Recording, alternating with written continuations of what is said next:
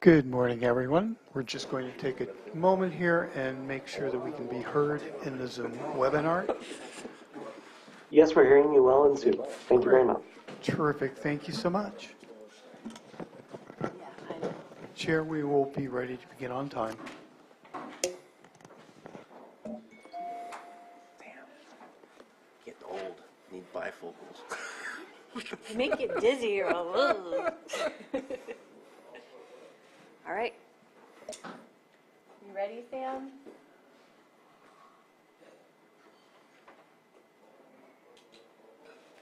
All right, good morning.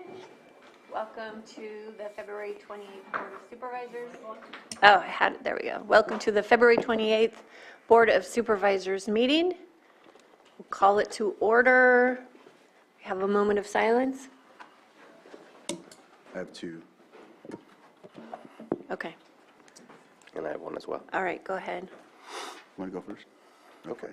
So I have a moment of silence for Thomas Brown, longtime citizen of Lake County and a member of the Elam Indian Colony. He also was leadership for the Elam Indian Colony tribe. He worked for California Tribal TANF, where I worked with him at one time. And he was an intricate part to working at the Circle of Native Minds. And so we want to offer our condolences to him and his family, or to his family. And also Kevin Wasick. Kevin Wasick is also another longtime citizen of Lake County, especially Lucerne. He put together the Neighborhood Watch and did a great job, had everyone collaborated in that area. You'll see all the Neighborhood Watch signs everywhere in Lucerne. That's because of Kevin. He also served on the MAC for Lucerne for like the last 4 years. Did a very, very good job on that as well. And he was also a longtime security guard with the Robinson Rancheria Resort and Casino, retired there. And he retired so he could serve on the MAC, of all things. So he'll be missed. He's a real big part of a big advocate for the Lucerne Harbor being dredged too. As you probably remember, he came in numerous times and said, hey, we want to see that done. So I'd like to offer a moment of silence to him as well. In the city of Clear Lake, to be honest, with all the days that have occurred with the emergencies, I've lost track of which day this occurred, but approximately a week ago, we had another incident between a vehicle and a pedestrian. At this moment in time, the name has not been provided to the public, so I will not provide the name today, but we lost another individual in our streets. Again, somebody that is well known in the area and that will be dearly missed by both family and friends. And again, please be aware of your surroundings when you're driving, when you're walking, when you're on our roads, and please slow down. It's a little crazy out there, especially when the weather goes bad. So pay attention, please. Thank you.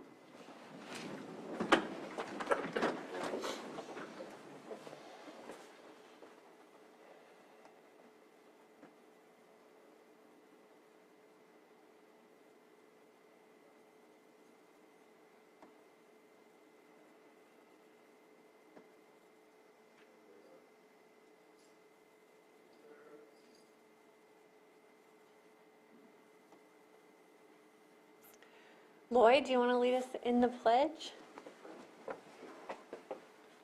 I pledge allegiance to the flag of the United States of America and to the republic for which it stands, one nation, under God, indivisible, with liberty and justice for all.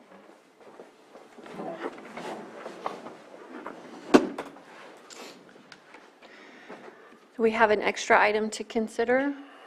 Yes. I don't know if the sheriff wants to come up, but we'd like the board to consider this extra item. We need a motion for that. This has to do with the emergency declaration.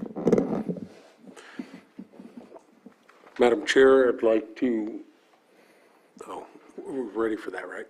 All right, Madam Chair, I'd like to make a motion to consider this extra item that's presented after the posting of today's agenda.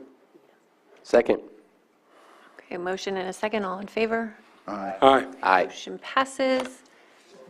Want to take the extra item now? Yeah. Yeah. That way you don't have to stick around. Sure. I think this proclamation is fairly straightforward. I'm here to answer any questions. You've read the existence of an emergency due to the low elevation snow and extreme cold. This was a pretty unprecedented event here in Lake County. It's because it's snow and snowfall. I think the amount of damage that we're going to see isn't going to be seen until we have some melt and kind of figure things out. If you have any questions, be happy to answer them. But again, I don't know that there's anything that I need to add other than the proclamation. Supervisor Sabatier? It's not I guess there's a question and mostly comments. I know that we've already had some state support, which is exactly what this emergency declaration allows us to obtain, is some of the resources that we may not have available to us. So appreciate all the support that we've gotten. Definitely want to highlight first responders, public works, and everyone else that was out there while everyone tried to huddle in their homes and try and stay warm as best as they could, depending on their situation. We had folks outside trying to clear the roads and trying to make things as safe as possible to get electricity back up, and just want to highlight those individuals, including one of our individuals was hurt in the line of duty in trying to clear some of the brush and trees. So people are really in the front line putting themselves at risk. I do hope that we have a debrief of this emergency as well. There's been a lot of communication or lack of communication in certain ways, and I want to make sure that we have the ability to come back and have a conversation about this emergency and how it all occurred, what went well, what did not go well. So I'm hoping that we can do that in the future. Yeah, of course, I'd welcome that. This event probably isn't completely over. We don't anticipate anything like we saw a few days ago, but we're still in the middle of this winter storm. So certainly when it's all over, I'd welcome it. Absolutely. Anyone else? Supervisor Green? Yeah, just housekeeping. I know we're here to add the item. I just don't know when that item ends up posted online for the agenda for people to look at. So I assume we are ratifying the emergency already proclaimed by you, and that is coming in the form of a resolution I haven't seen. It was added on Friday. It's not You popping. refresh. It's not popping in my Granicus. Refresh it, maybe. Yeah, just refresh Down here, it. a little circle. Okay. Well, as long as you guys are all seeing it, I'm just not seeing it, but thank you for that. Supervisor, or Vice Chair Simon? Obviously, thank you very much for bringing this proclamation. You know, our community definitely was impacted all the way around, but just as Supervisor Sabate said, I want to thank all of our workers, everybody, all of our first responders here locally that went out and did everything that needed to be done in all the tough times. And, you know, ultimately, we had a lot of folks, too, that work for the electric company, other places, PG&E, that are boots-on-the-ground folks here that did what they could to kind of get the electricity from 37,000 down to, I think, 7,000 today. So, you know, a lot of local folks. But Sheriff, thank you very much. Greatly appreciated. Ready to approve this. That's what I want. Well, I appreciate that, and I appreciate the thanks as well. I've been trying to do that, give out thanks. Of course, you miss people, and there are just too many to thank. There's a lot of people working a lot of hours trying to keep our community safe, and I appreciate all of them, and I'm glad you do too. Okay, open up for public input. Is there any? There are no hands in Zoom. Okay, and no one in here, so I'll bring it back to the board for action. And I also, Sheriff, really appreciate your leadership during this, and we have a lot of people to thank, all of our staff and the utility crews and road crews and everyone. And it was pretty incredible to see everybody mobilize, so thank you so much. Well, thank you. I'd have to agree with that. Being in touch with you throughout this situation was great, working to get those specific spots in my district. I know other folks had some other assistance with their districts, and notifying, keeping everybody informed the best we can with some of the struggles we had with, you know, some of the communication with PG&E. But it was beneficial that your office, OES, all came to the table with our leadership and staff to make sure we at least could do something rather than just wait on PG&E. So. Well, and I give a thanks to all of you for your support during the same incident. This works both ways. And Madam Chair, if by point of clarification, the next action would be to have a motion to ratify the proclamation, and just for clarification, ratify the proclamation that is dated February 24, 2023. Okay. Okay. So moved. Second? A motion and a second, all in favor? Aye. Aye. Opposed? Okay, motion passes. Thank you. Thank you, Sheriff. Okay, we'll move on to consent. Do we have any items? We're going to be pulling item 5.2 and 5.12. Do we have any additional items? And the public have any additional items they wish to pull from the consent agenda? No hands on Zoom. Okay, then I'll bring it back to the board for action. Madam Chair, I'll move to approve items 5.1, 5.3 through 5.11, and then 5.13 through 5.15 on the consent agenda. Second? Motion and a second, all in favor? Aye. Any opposed? Okay. Motion passes. We'll go to 6.1, our 906 item, public input. Do we have anyone in the chambers today? If you would like to come up and state your name, and you'll have 3 minutes. Good morning. My name is André Geziek. I'm the owner of the Mount St. Helena Vineyard in Middletown. So I spoke before this committee a few times last year. I produce about 300 tons of grapes each year, and I employ numerous people. My property tax that you're charging me is $63,000. It was never reassessed since 2 owners ago. The proprietor overpaid and basically went up 2% every single year. And I'm paying now $800 an acre. It's the same level as Napa, according to UC Davis figures. The problem is I'm in Lake. I'm not in Napa. I spoke about it several times last year. I explained if nothing changed, I had to do some cuts, and I did that last month. I had to let go some people. It was very painful, but there's no other way I can survive. And I have a few more comments, so I'm really asking you again to look at reassessing this as soon as possible. I'm a bit surprised for the lack of interest that the county has for the grape growers. I've done a little research, but I found out that Lake seems to be pretty much the poorest county in California, and it's not ranked very well nationwide also. The economy is mostly agriculture, and agriculture for 80% is grape growing. So if we're not doing well, the county is not doing well. So I would behoove you to try to assist this critical part of your economy. I came to this county with an open mind. I actually wanted to invest money in all kinds of projects, electrical, solar and stuff. But my big concern, if no substantial changes occur, I might not be able to actually invest in this county. This county is not investable. So thanks again for your kind attention. And I hope this will be reassessed soon, if you can do something about it. Yep. Thank you. My district. Okay. Anyone else? In the chamber or in the Zoom room? There are no hands in the Zoom room. Okay, thank you. Need more coffee.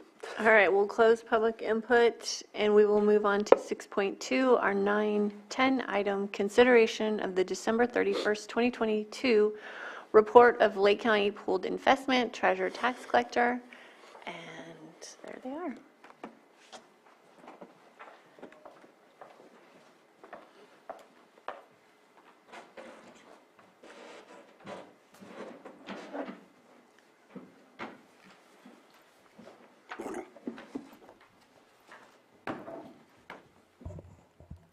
Good morning. Patrick Sullivan, Treasurer Tax Collector. Thank you for allowing us to make this presentation this morning. I have Carlos Oblitas here from Chandler Asset Management, who's prepared to go ahead and give this presentation. They're adding me as a panelist right now, so if I can just have a moment, I can put this up on the board.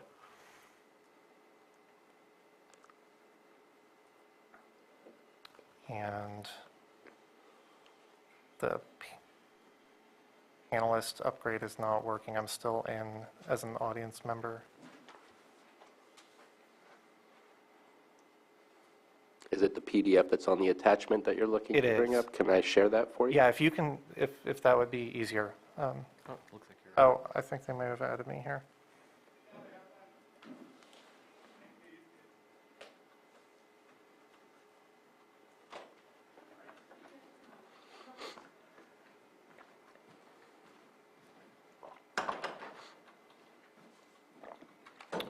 Okay, I am now sharing the screen.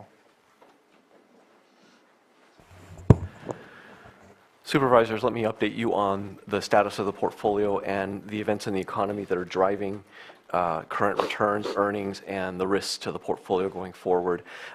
Just as a reminder, as always, this is the county's investment pool. The pool has participants in the pool. The pool is designed to provide liquidity to the participants, and county money is also invested in the pool. The objectives of the county pool are safety, followed by liquidity, followed by return. That's dictated by California government code. The types of investments that you're able to make are highly controlled and restricted. Primarily, you are a bondholder, you invest in the bond markets, and the primary driver of your income is interest income from the bonds that you purchase, meaning the money you lend. Having said that, your portfolio is always very subject to whatever's happening with interest rates in the overall market. Those interest rates have been on the rise for a number of reasons. I'm going to cover those in a moment. I'll cover what's in the portfolio right now, what you're yielding currently, and then of course I'll take any questions that you may have. To give you an idea, I'm just going to flip forward. Right now, the big focus in the market is, I'm going to forward one more page and looking at the chart on the left-hand side, the focus is still on inflation. You've probably heard this over and over. A lot of you are dealing with this at the gas pump. You're dealing with this in food, and just nationwide inflation still continues to be strong. The charts that we have here were prepared for the data through December because that's the data that we always present to you on a quarterly basis, and this meeting or this presentation was pushed back a meeting. But to bring you up to date on those numbers, the last movement went from, for Consumer Price Index, which measures change in prices nationwide, widely followed index went from 6.5% year-over-year price growth down to 6.4%. It's still in the right direction, the right trend, but not enough for most economists and investors. They were looking for inflation to come down a little more. If you remember our prior conversations, the central bank in the United States, the Federal Reserve right now, is in the midst of trying to combat price growth by tightening access to cash, to liquidity, and they do that by raising interest rates, by making it more expensive for businesses and people to borrow money. That way, people that can't afford debt service get out of that, and they're not pushing prices up through their increased demand for goods and services. So inflation is still elevated. If you look at the personal consumption expenditures on the right-hand side, that's the Fed's preferred measure of inflation. It's a little bit different. It factors for substitutions and things like that. For example, when beef gets more expensive, people switch to chicken. That index tends to handle that a little bit better, and the Fed prefers to look at that. That index went up. It went in the opposite direction. It went up to 5.4 from 5.3 year-over-year price growth. So we're still seeing some challenges in the price, at least in the battle against prices by the Federal Reserve. One of the things that's a big driver of that has been job growth. We've talked a little bit about that in the past. Nationwide, the job market in the United States is still very hot. This chart does not show it, but we've been generating somewhere around 250,000 to about 180,000 jobs per month. We only needed about 110,000 pre-pandemic to absorb new entrants into the market. The last jobs number that we had was from the month of January. That job number, the job number came in at 517,000. So it blew the doors off of any expectations. They were expecting 180,000. They got 517,000. That level of demand for labor is pushing wages up, which is in and of itself inflationary. It's good to have a job. Some sectors are doing better than others. You're probably hearing a lot about the tech sector laying off, and that's definitely true. Most of the gains have been in services and have been in hospitality. If you think about the jobs lost during the pandemic, we lost somewhere around 23 million jobs. We've brought back over 23.5 million jobs. We're now creating more jobs than what we had pre-pandemic, and that's the kind of environment that we're dealing with. That dynamic has led the unemployment rate to be and hover down around 3.4%, which is very, very low. It's not a record, but it's at a point where economists call it like a terminal rate of unemployment, where any lower employment is just inflationary. It's just going to add to more inflation because of the demand is going to push wages higher. So it just means that the Federal Reserve has been focused on driving prices lower. They do that by raising rates. The rate that they move, that they manipulate, is the overnight lending rate between banks in the United States. That's called the federal funds rate. They have a target for that rate. That target is currently set at 4.5 to 4.75. Right now, if you look at the chart in front of you, it's hovering right around that range. They meet about every 6 weeks. They met last on February 1st. They determined they wanted to raise that target rate by another 25 basis points. That's 0.25%. That's a lower clip than what they've done in the prior moves in 2022 and the beginning of 2023. They've been raising it at 75 basis points a clip. So they've slowed down, but they're still moving to raise that rate. What does that mean to you? From an economic perspective, it just means that borrowing is costlier, and that gets passed down to you from the banks, and that gets passed down to consumers. And that's the purpose of doing all of this. The Federal Reserve is cutting off liquidity. They're reducing the money supply so there isn't as much money exchanging hands as quickly, driving those prices up. The net effect of that, of course, is that it's supposed to slow the economy down. It could slow it down to a point where we get into a contraction, a recession. We're not there yet. We did have a couple of quarters of negative growth. It wasn't officially a contraction because a recession is typically 2 quarters of negative growth. They did not officially call it that simply because we just have such strong employment numbers, and it's hard to call a recession when people are well employed. All this to say is that we are seeing some weakness in the economy. You can actually see it in housing starts. Housing starts are slowing down. You can see home prices have come off nationwide. That may not feel like that in California, but certainly nationwide. They've come off. The chart on the right-hand side is showing you the change in year over year in price growth for houses. At its peak, we were looking at year over year 21% price growth nationwide average. Today, that's even lower than this. It's closer to 6%, but it's still growing. Prices are still growing. I mentioned a slowdown. Manufacturing, you can see, is looking at the Institute of Supply Management Purchasing Managers Index. That's a diffusion index. It's a survey where they take a number of factors in to index it in an index of 0 to 100, and if you're below 50, it's contracting. You can see that manufacturing has definitely contracted. And of course, people are always looking at consumer, just looking at retail sales. You can see that retail sales have been on the slowdown. So the moves that the Fed is doing have, the net effect has been to slow the economy down, but prices have been persistently high. Part of that is labor. What does it mean to you and your portfolio? Well, it means that with the Fed being on the side of raising rates even higher, it means that rates in the market that are available for debt instruments that you purchase, the rates are going to be higher. And that has a dual effect. Whatever debt instruments you currently hold on paper go down in value. And that's been happening all of 2022 and now the beginning of 2023. That value, that drop in value is not generally realized because for the most part, we hold these investments to maturity. We hold them to maturity. At maturity, you get your money back, and we turn around and we reinvest it. That reinvestment, that's the second part. That reinvestment is at increasingly higher yields. To give you an idea, I'm just jumping forward to give you an idea. Looking at September 30th, we were earning 155% per year. That's the annualized earnings rate expected going forward. That number climbed to 182. The reinvestment rate, so whenever we received new money or on maturity, we reinvested it at 3.63 3 months prior, and as of December 31st, we were getting in at 377. The nice thing about all of this is that reinvestment rate today, if I looked at a report as of yesterday in the portfolio, we were looking at yields of around 5%. So any new money we're getting in, we're picking up 5%, which is driving that average yield higher. Currently, that average yield is higher than 2%. So we're moving in the right direction from an earnings perspective. The valuations are still lower because, remember, when rates rise, the values fall, but that drop in value generally is not going to heavily impact you because most of this is held to maturity. Right now, the portfolio is valued at $465 million. This includes the component that Chandler Asset Management manages on your behalf. It also includes the component that's in the bank that's used to make payrolls and to make liquidity for participants. It includes money that's in the state pool, local agency investment fund. You're very well diversified. Let me jump forward to that.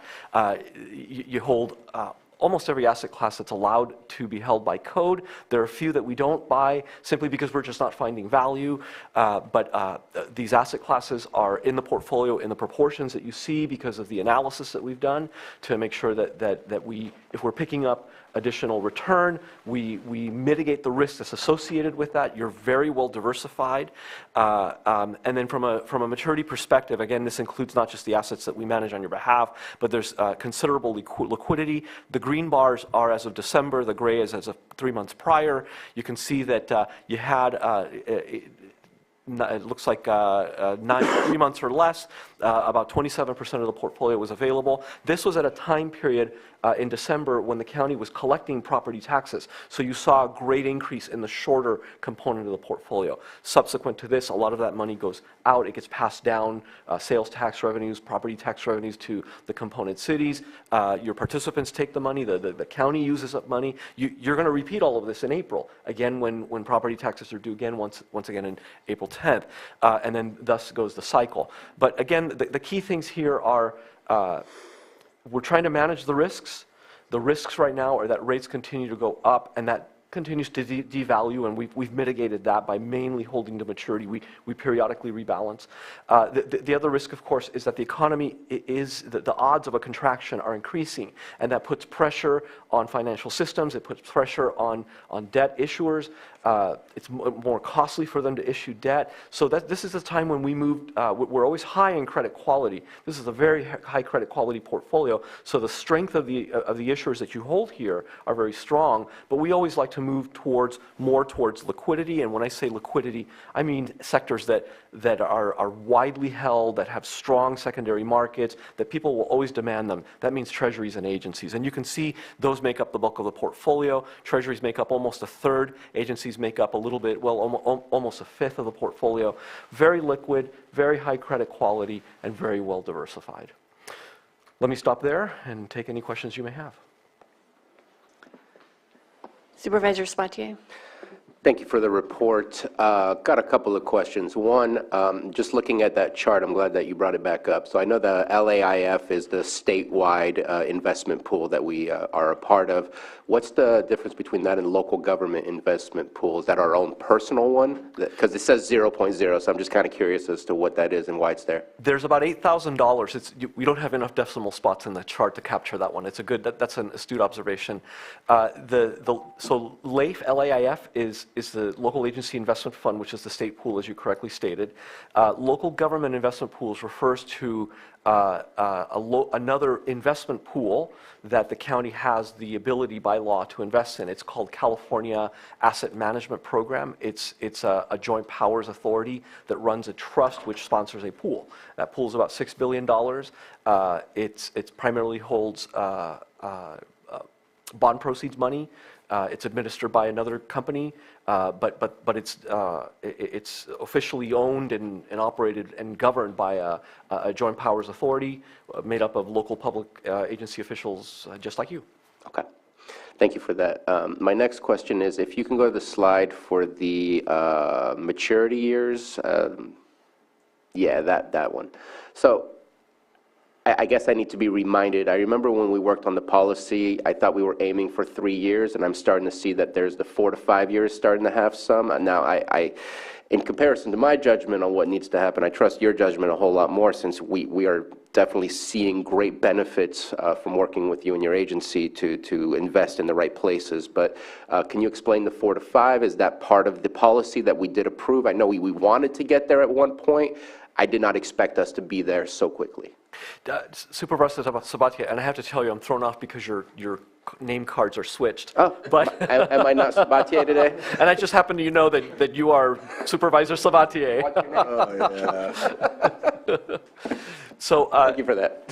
No problem. No, again, another good observation. The investment policy allows us to go up to 5 years maximum, which we try and take advantage of whenever possible. The strategy that we worked in place with the ad hoc committee that you and Supervisor Pyska were a part of, as well as the current treasurer tax collector, the decision at that time you correctly identified was that The strategy would be that the bulk of the investments would be held between 1 and 3 years, the bulk of them. And that's on the investment portfolio, the part that's managed by Chandler. Obviously, there's other funds that are kept much shorter because they're in the state pool and they're needed for liquidity, and that's included in this chart here, which you can see is sizable because we collect, well, the county collected taxes at that point and it built up. But that's correct. The bulk of the investments are to be maintained between 1 and 3 years, not all of them.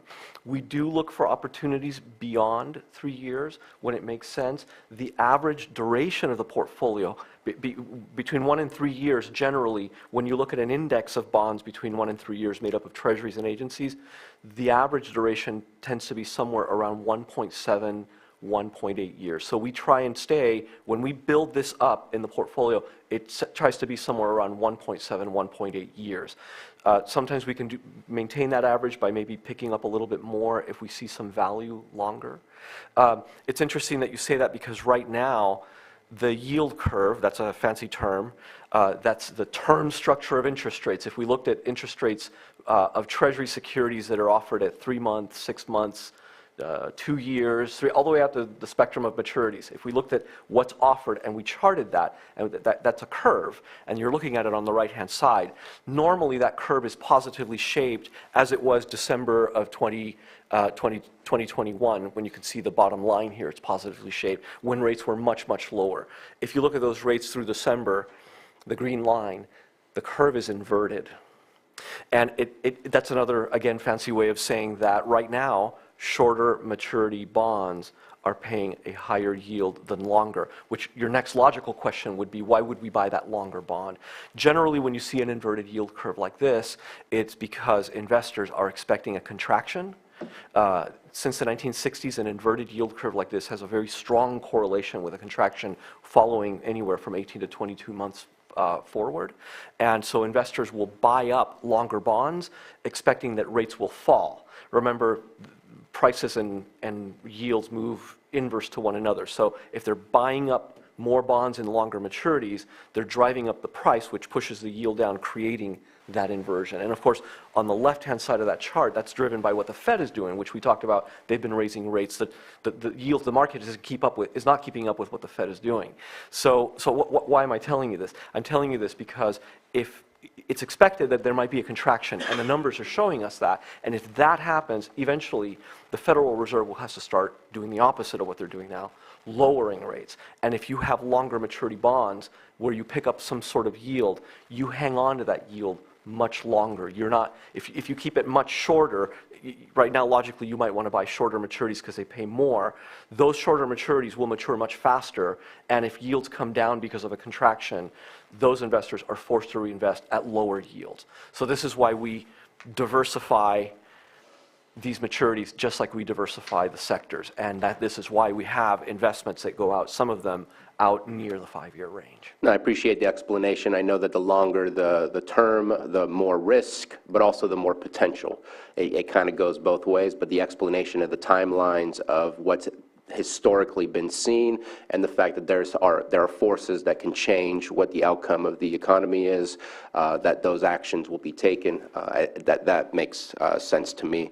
And I did have one last question. I know I asked Mr. Sullivan this.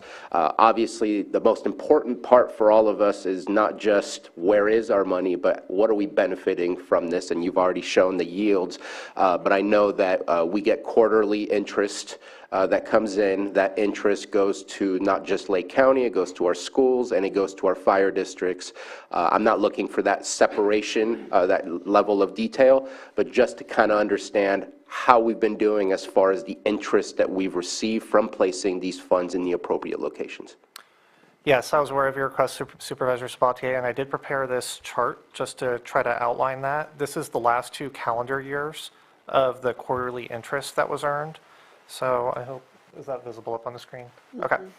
So if you look back to the beginning of 2021, this was before we were using Chandler Asset Management, and most of our funds were in our operating account or in the state pool, which at the time was not paying any significant returns.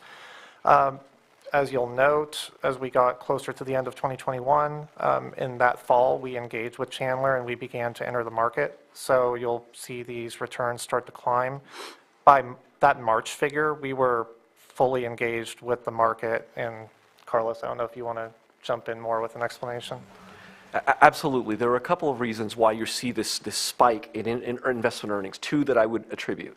The first is that prior to the ad hoc committee that came together to make those decisions on the portfolio, prior to that, as your treasurer tax collector has stated, the funds were primarily in bank accounts to a point where and rates were so low, the banks were not paying anything, and your earnings were very, very, very low.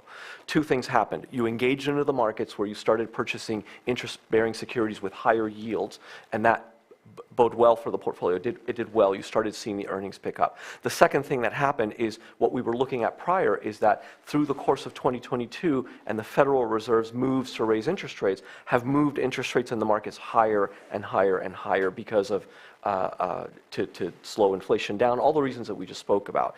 Well, you have been fortunate in that every time you reinvest, you've been reinvesting at increasingly higher yields. And I'm going to go back to a decision that ad hoc committee made back in October, November of 2021 when we originally met. And that decision was, going back to your point, was that you were going to maintain the bulk of the investments between 1 and 3 years, sometimes even shorter, sometimes a little bit longer, but between 1 and 3 years, rather than going longer and having it mainly between 1 and 5 years. So we were looking at an option of maybe averaging somewhere around 2.5 years. We made the decision with input from the Board of Supervisors where we would go a little bit shorter because we wanted to emphasize liquidity, because we wanted to be a little bit more nimble, because we anticipated that rates would be going up.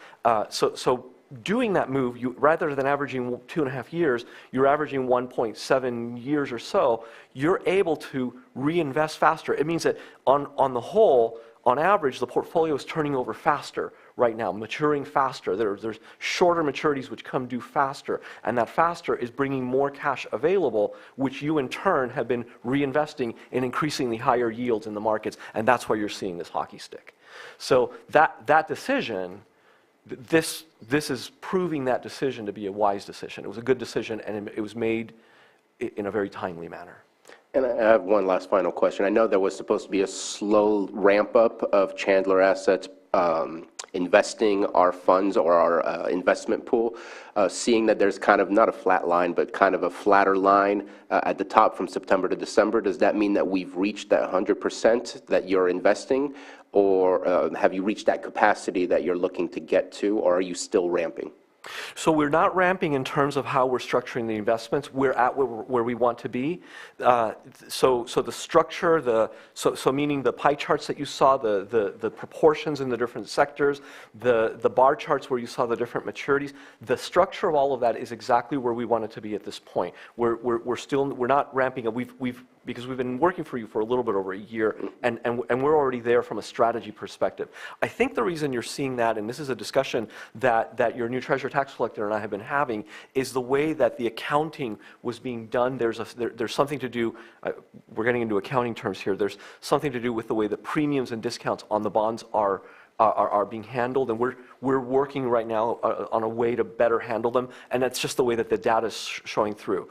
What I do anticipate is that these yields that I showed you should continue climbing. I mentioned to you that your reinvestment was over 3 something percent, and your current yield was like 190 something, 192. As of yesterday, you're averaging 212 on this portfolio. So that it's already moved higher from December. Here we are at the end of February. It's already moved above 2%, and it will continue to do that so long as rates in the markets range right where they are.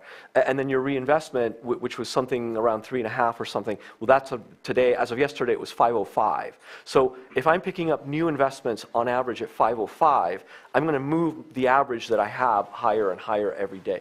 That should continue. It should not plateau. That might be an accounting issue, which we're still kind of working out. Thank you very much. Yeah, and I would highlight a lot of that has to do with the fact that the purchases are being made on the secondary market at the discount. The figures on this chart are cash basis out of our system. So a lot of the gain that will be captured is not going to be realized until that security hits its maturity. So we're not going to pick up that cash that that we gain from purchasing it with that discount until it matures, and that may be a year or two down the road. So you would see that spike later. So that's part of the other reason for the leveling you see here as compared to the Chandler report. If you want to Google it, it's called amortization of premiums or accretion of discounts, if you're really interested. I'll add it to my list. There is one other point that I would add that relates to this. We are currently engaging in a restructuring of our banking structure, the way our accounts are laid out in our operating account and some of our others. So through that, we've been able to both reduce costs. We're able to eliminate the banking fees that we were previously paying. And it also will create the opportunity to create some short-term yield in our operational account, which we previously didn't have. So that's another hope that can help add to what you're already seeing in Chandler's reporting. So do you have any expectations that we'll need to change our strategy in the near future? I know we had set up some procedures about when we should meet if you started to notice some changes that were concerning, and I forget what that was. Was it like within 30 days or I can't remember. I don't remember. But just given the uncertainty and things are changing, I was just wondering what your expectations were, and just to remind the board what those policies we set up were. So generally, right now the obligation, the way that we wrote the policy, the obligation is to inform the treasurer tax collector if there are credit issues. If something's happening in the portfolio where credit deterioration occurs, and you have names that where we think that there might be credit action, maybe even where the credit rating agencies might lower a credit rating below the minimum requirement to purchase that security. That's something that you pay us to monitor. The Treasury pays us to monitor that. So we, and of course what we're purchasing in this portfolio is we're doing credit analysis on everything that's not a U.S. government security. So that we have to notify, and we have to notify immediately. That there's no waiting for that, there's no meetings for that, that we have to jump on that ASAP. In terms of the strategy was selected from a long-term perspective. And we had two really good reasons to, when I say we, I meant that ad hoc committee that was working at the time. There were two really good reasons why the committee went this route. The first one was because it got you out of overnight investments, which is what you had, and at that time overnight investments were paying literally nothing. So you chose to move a little bit longer to be able to pick up higher interest income, and that's why you saw the initial pickup in this chart. The second reason was because you maintained it between 1 and 3 years, was because that was a structure that we knew if anything happened to the markets in terms of interest rates blowing out and rising, and if we had to sell something, the longer that we went, the bigger that negative value impact on paper. So if you had to sell it in an emergency, your ability to do that was even more limited with a longer portfolio. This is why we settled in that in-between space.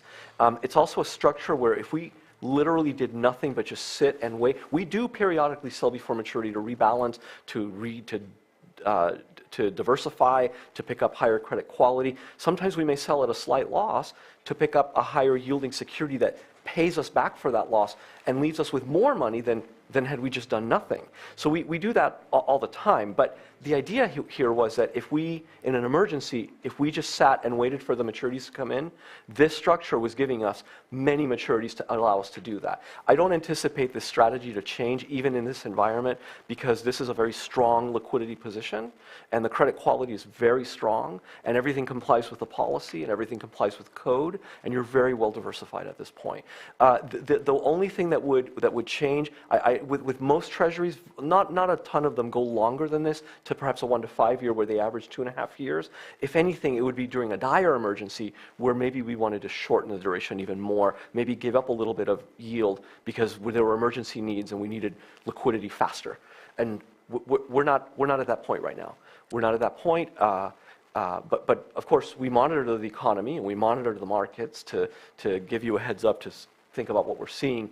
I want to remind you that this portfolio is, in the world of investments, if you think of everything that can be bought out there, because of code and because of your risk management policies by your investment policy, this is a very, very low risk, high credit quality portfolio designed to withstand shocks to the system. That's the whole purpose of this.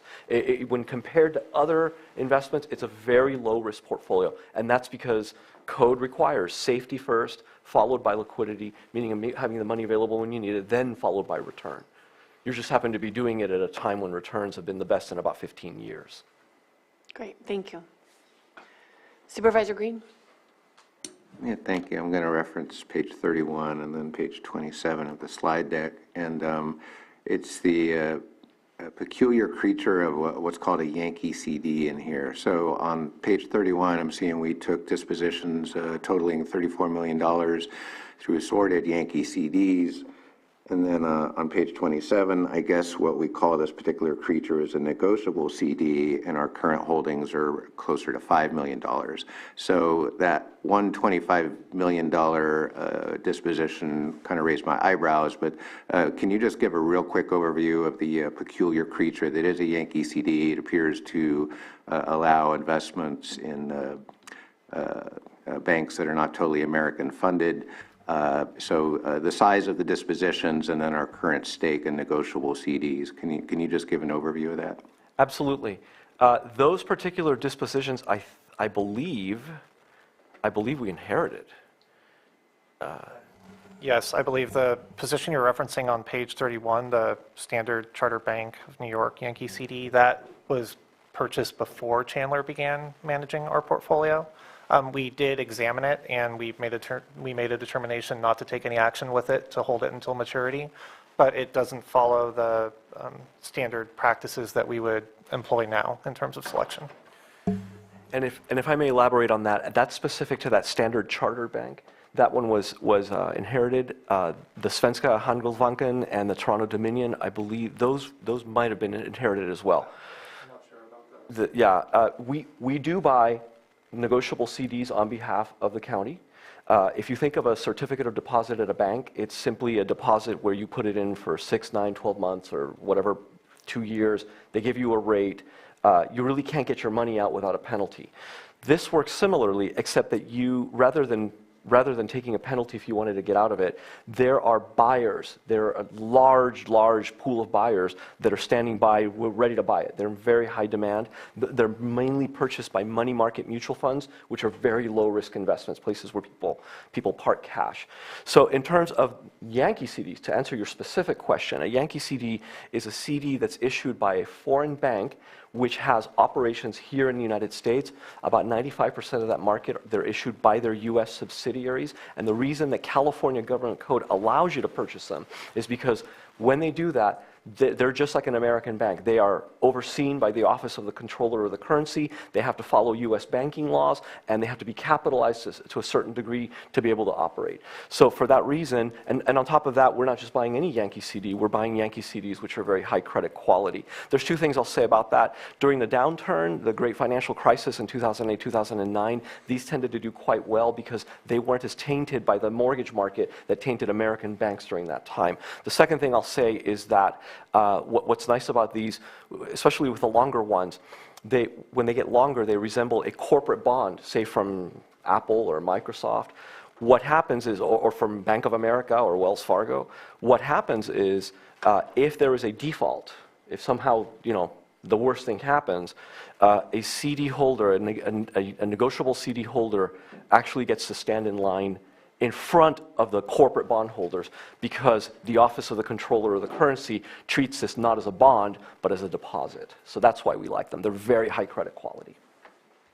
Then real quick follow-up. I assume you're just following the money wherever the rates are. So to note the prior balance, $34 million, the current holding of about 5, clearly as a percentage of the larger portfolio, our Yankee CD holdings have shrunk. So is that just part of the new management that you guys are bringing, or is that a changed view of the value of the Yankee CD, or is that just totally based on the rates of return? We have less exposure to Yankee CDs than we did prior. So, Supervisor Green, that's again another astute observation. It's partially our preferences. We do chase the money, but we do that by mitigating the risk. We really view ourselves primarily as risk managers. And to your point, where you identified 5% back in December, I'm looking at the holdings as of yesterday, or actually as of as I'm looking at the December holdings, and looks like all existing negotiable CDs in the portfolio made up a little bit over 1% of the portfolio. So part of the problem was that Standard Chartered Bank that you identified there, that single issue was $25 million, and we just don't buy chunks of $25 million bonds of any name. One of the things that we did working with that ad hoc committee was to build in an issuer concentration limit of 5%, which is not even in code. That's a best practice to limit our exposure. And in practice, we actually, our exposure by name, I believe, is less than, in corporate names, is less than 2%. In some instances, less than 1%.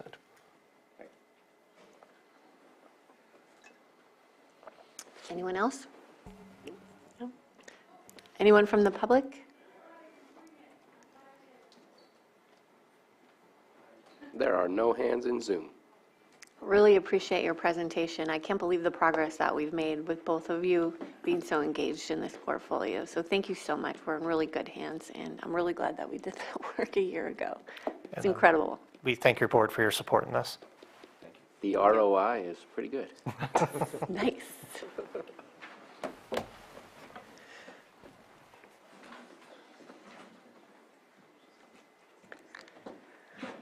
Okay, next we have our 6.3, 9:30 a.m. item. I have to read the whole thing. Sorry. Okay.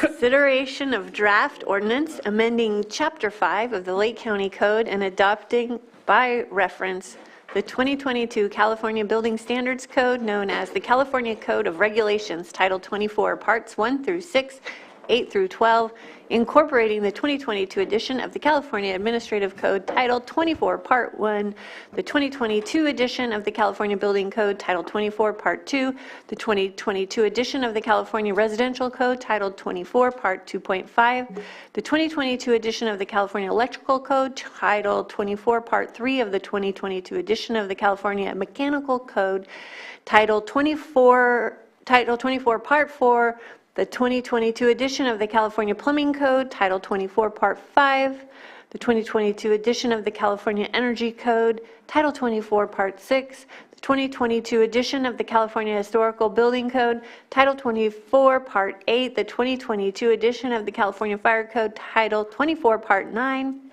the 2022 edition of the California Existing Building Code, the Title 24, Part 10, 2022 edition of the California Green Building Code, Title 24, Part 11, the 2022 edition of the California Reference Standard Codes, Title 24, Part 12, the 2021 edition of the International Property Maintenance Code, the 2021 edition of the International Wildland Urban Interface Code. Good morning, Mireya Turner, Community Development Director. Hopefully that will be the longest title you read during your tenure as chair, but I do appreciate you slugging through it.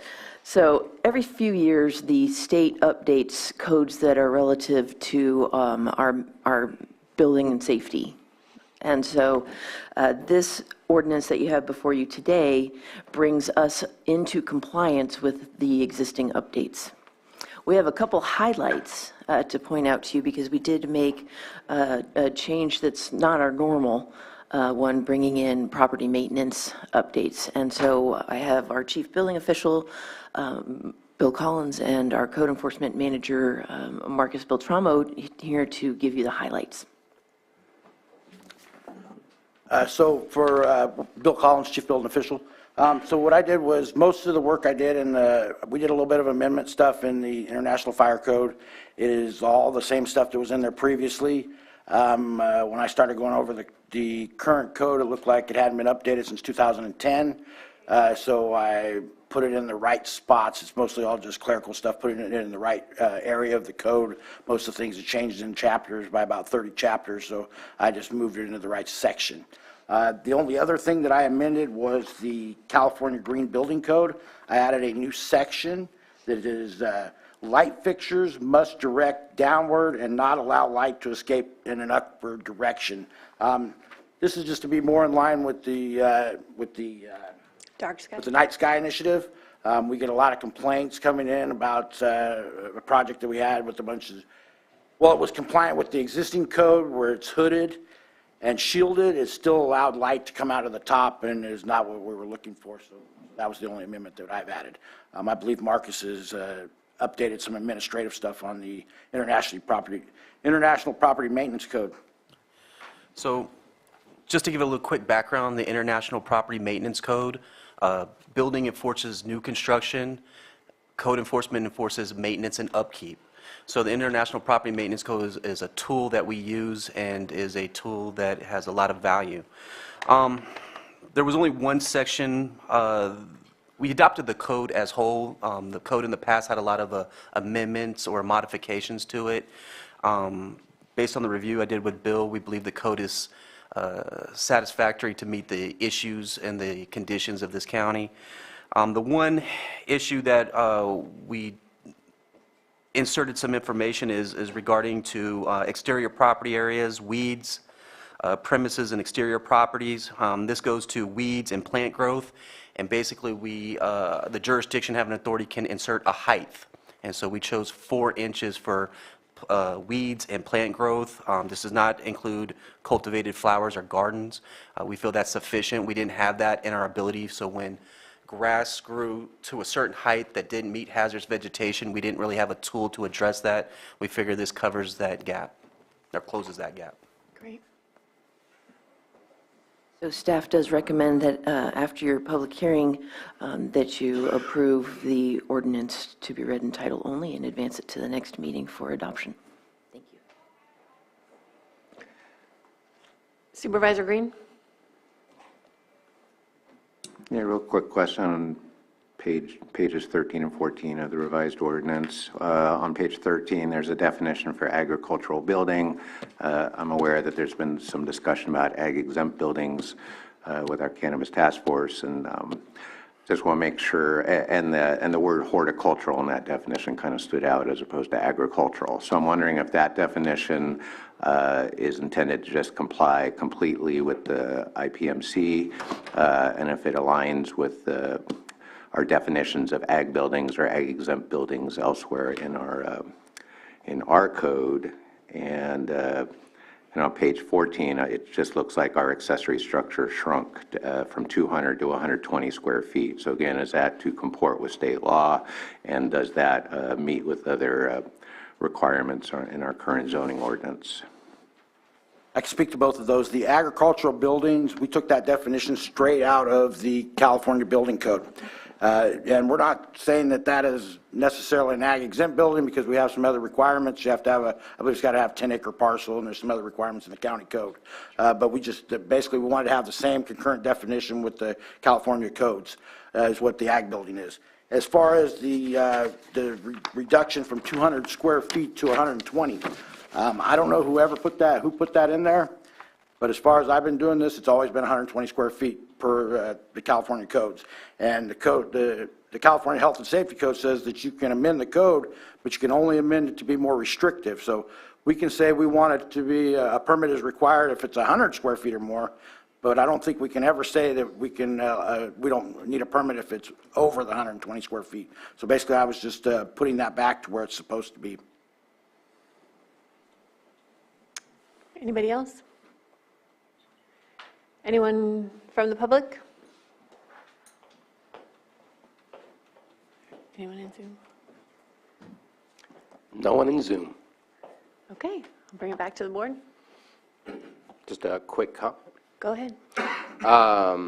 Yeah, my experience from building tool sheds, which is kind of what the 120 square foot thing is typically seen as, both in Humboldt County and Sonoma County, where I've built tool sheds, those were typically my limitations. So that makes perfect sense to me. But I do have a question about what about those that did follow the rules set previously?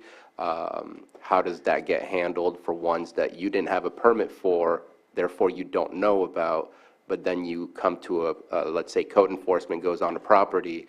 How does that work to kind of walk it backwards to say now you're in violation of, even though maybe prior to that being in writing, and maybe incorrectly, but still being in writing, that it was approved to not require a permit? Yeah, my opinion and the way I've been dealing with it since I've gotten here is that the California Building Code, is required to be enforced, so that while the county, in my opinion, made a mistake by putting it at 200 square feet, still, that was not compliant with the California building codes and the state regulations that we're required to enforce. So what I've been doing is just having people come in and get an as-built permit for it without double feeing them or anything like that, just a straight regular permitting fee, just to get them into compliance. We're not trying to say, hey, we think you did this maliciously. We're just trying to get you into compliance now. Okay. And don't mean to patronize, just checking to make sure that, have you had that conversation with county council as far as, can we force somebody to pay for a permit for something that they've had for 5 years or 10 years, and then say you need to get a permit or else we might have an issue? I have not discussed that with county council. I did discuss the fact that we needed to change it back to 120 square feet, but the conversation did not go to the point that you're asking about it, about if we have legal recourse to ask them to do that. I do know that the California building codes say that, if it was, no matter when it was built, if it doesn't comply, it's still supposed to be coming into compliance under state law. Okay. I'd like, if there's consensus from the board, I'd like for that conversation to occur just to make sure that what we're requesting and how we're moving, maneuvering through that is the appropriate way to do so. Not a problem at all. Okay. And then, yes, and I appreciate Supervisor Green bringing these up. I saw the changes, but didn't, created more thoughts in my mind by bringing up the conversation. But the agricultural one, I know that I brought the potential changes for the ag exempt stuff. That is the definition that I've always seen and always looked at, section 202 or of the California Code. That's been, there's no word changes or any type of deviation from what we've been doing for quite a while, so appreciate it.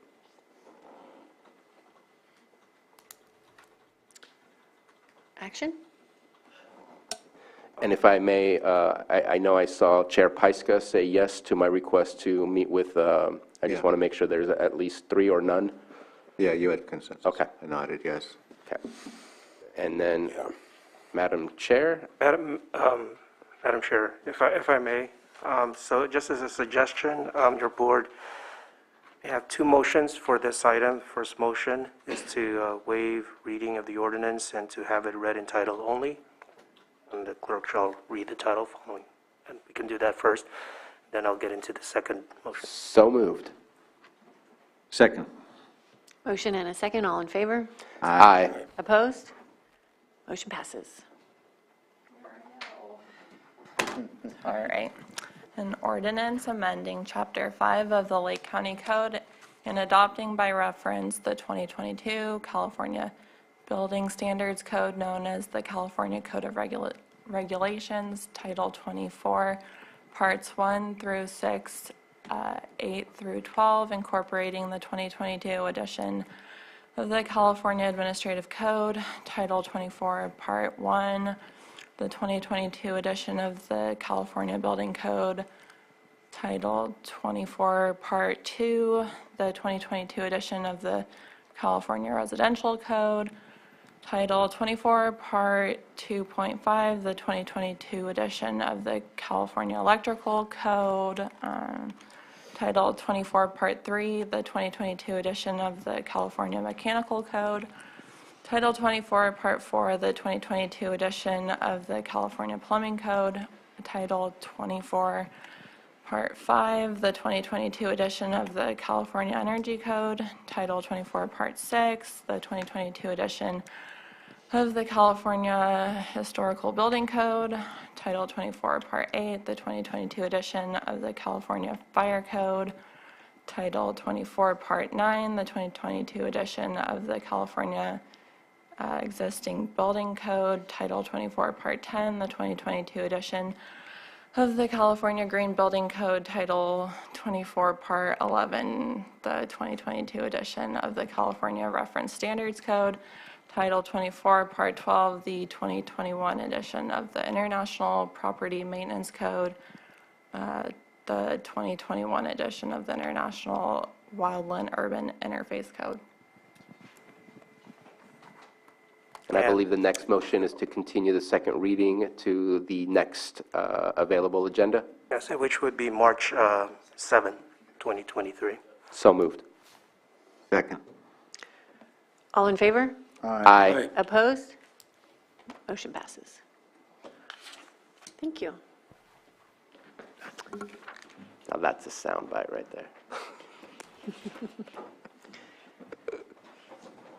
Our next item is 6.4, 9:45 a.m. Presentation of report on the Roadmap Task Force 2022 activities, community development, and sheriff.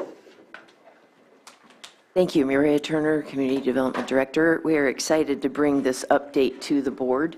As you know, the board did approve a pilot project of focusing sheriff and code enforcement resources on a single community for a period of time to sort of do team effort cleanups to see what sort of effect we could have. And so we've got some great data for you, but I wanted to just take a moment to express appreciation to the Sheriff's Office. The cooperative relationship that we have with them is extremely important to enable us to do our job. And so we have appreciated the cooperation that we've had as we've worked together in a team on this project. I will turn it over to our code enforcement manager to do his PowerPoint presentation, and then also the Sheriff's Office has their side of it as well.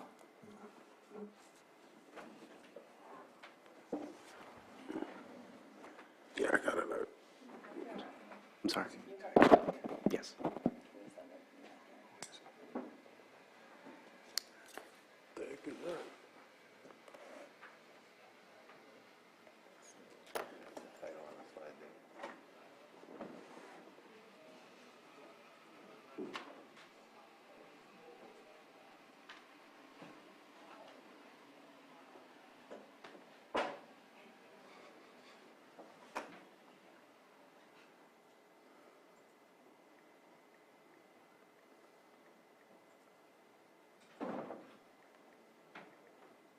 Got to get rid of that box.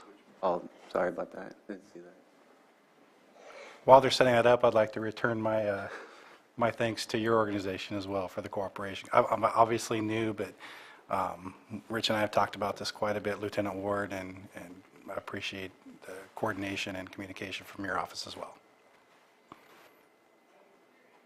All right, good morning. Again, my name is Marcus Beltramo. I'm the manager of the Code Enforcement Division, and this presentation is in regards to the Roadmap Task Force. You need to share it on Zoom. Oh. You have it opened on just the computer itself. I might need Sam's help on that one. I apologize. Never mind, I have Johanna's help.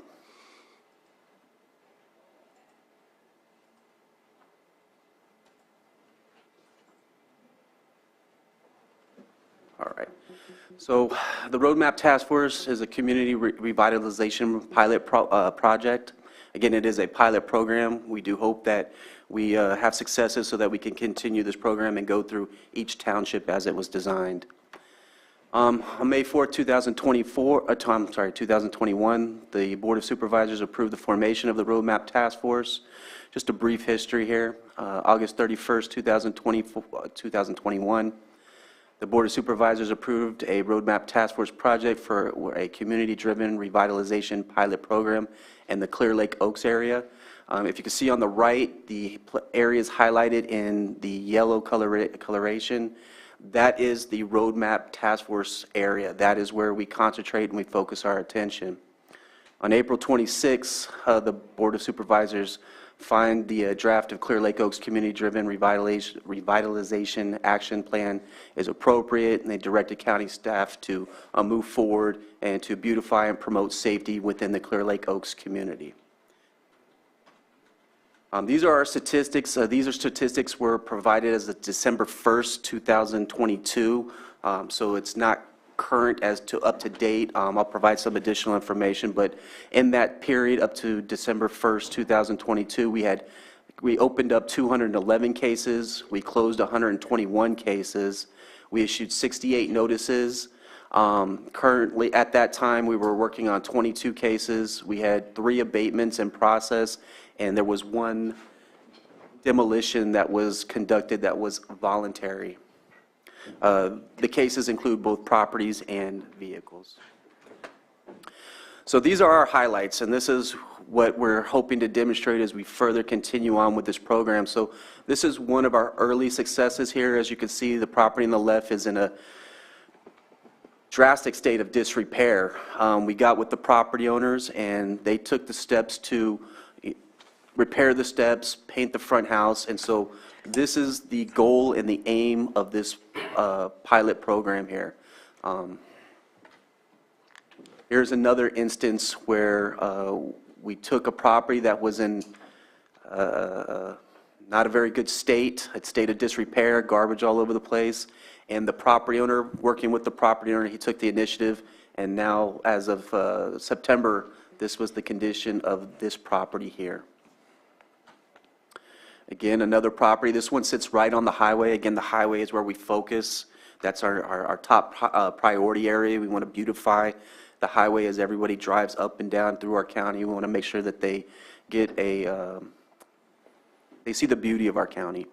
And so here you can see the property on the left, trash, debris, rubbish all over the place. On the right, that's the cleanup. And we're hoping this property stays in this condition moving forward. On the left, here's another instance. This is kind of in the Clear Lake Oaks proper area. On the left, you can see an inoperable vehicle, miscellaneous debris. And on the right, you can see where they've cleaned it up, and you can see the drastic differences here. You know, the one on the right is what we want our communities to look like. This is what our communities used to look like in 2010, 2012, and that's what we need to get back to. Over here, this is one of our properties that came in front of the board. As you can see on the left, there was multiple issues, tires, cars, just a lot all over the place. And on the right, you can see where it's cleaned up. There's still further work being done on this property, so I anticipate that it will be even more aesthetically pleasing in the future. Over here, this was one property the sheriff, the fire departments had concerns with. This property on the left was just, there was no emergency access route for anybody inside to get to the street if there was an emergency. And then on the other end of that, there was no uninvaded, unimpeded route for emergency service to get into this property. This is on 4th Street. So on the left, you can see where it was. On the middle, you can see where they started to clean it up, and on the right is when they got everything cleaned up, and now the property owners have turned this property into what it is today, and it seems it is a very presentable property. It's a very clean property, and we're very happy with it. And I do want, for full disclosure, this property was, we benefited from the tax delinquent lien sale. So a property owner came and bought this property. We started working with him when the property was in the condition that it was on the left, and then he took it and turned it into this. So we have been a beneficiary of the tax lien sales that have also aided us.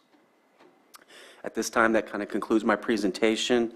I do also want to mention, this is not part of the slideshow, but we do have 12 properties that we're looking to perform abatements on.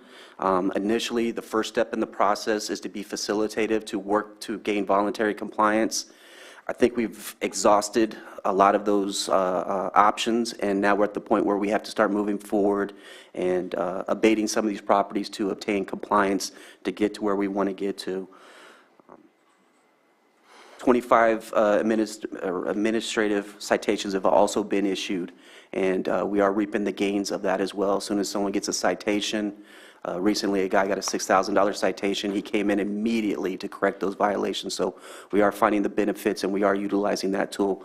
Again, as this code enforcement division grows, we will enhance and be better at using these tools to gain compliance. And at this point, that ends my presentation. Sheriff Rob Howe, thank you. Several people talking, obviously, and some presentations here, so I'm not going to take up a lot of time. I just want to make sure that I express my support for the program. A lot of experience with task force in my day, and especially in times like this with staffing being as it is. Our patrol, our beat deputies, if you will, are call to call, so that leaves very little time for proactivity, for trying to focus on problem areas, community oriented policing, all that kind of stuff. These programs do allow for that. I not only want to keep this one going, but I'd love to have these kind of things throughout our community. With that, we have Lieutenant Rich Ward here, who administratively oversees the program for the Sheriff's Office. Good morning, Board. I'll try and do my best to present this a little easier from the comfort of my desk, but I'll do this the best I can with my head turned here.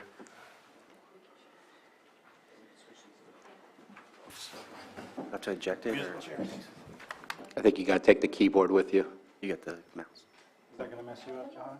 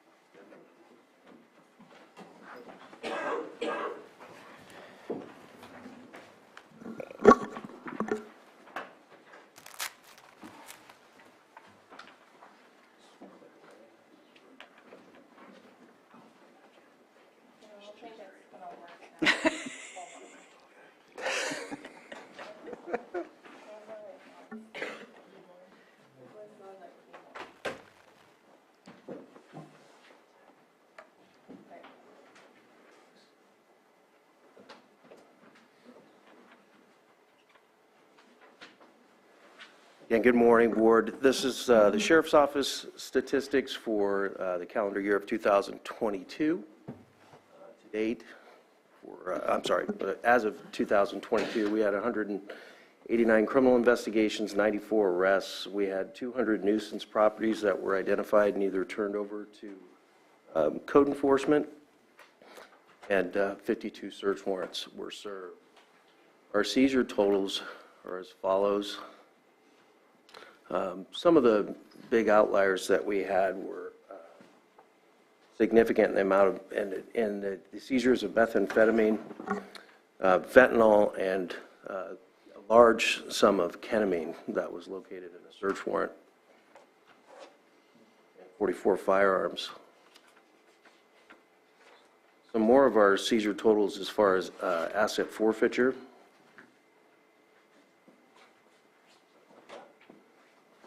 Was the seizure of a Ford Raptor, a Toyota Tacoma, and $114,073 pursuant to asset forfeiture.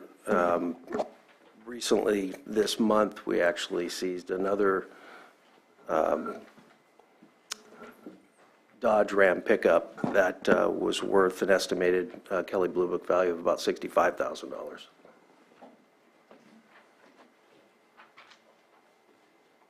So I broke down our seizure totals by way of street value, and this is through the California High Intensity Drug Trafficking Area Program. Specifically, I used the lower street value in Lake County, which is estimated at $300 per pound. And you can see the totals there.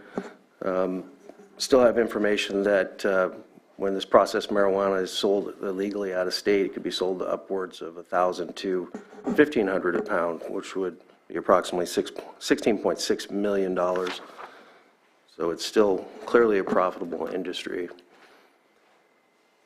One of the difficult things out of these cases and the work that our deputies have done was actually selecting a few key cases and case studies to share with you. So I picked 5 kind of randomly throughout the year. This one, although the service of this search warrant was in Nice, evidence was obtained that tied the sales and distribution of methamphetamine, heroin, and fentanyl to Clear Lake Oaks and our neighboring communities. So 4 firearms were seized. including this one seen here, which is commonly referred to as a ghost gun. It's an 80% lower receiver, which means 20% of it is usually milled out and manufactured into a functional firearm. The firearm bears no serial numbers. You'll notice there's a threaded tip at the end of the barrel. That's often used to attach a silencer or suppression device. At the rear of the slide is actually a selector switch that was installed, allowing the firearm to be fired automatically as a machine gun. And this firearm was later test fired by our Sheriff's Office range personnel, and it did in fact function as an automatic weapon.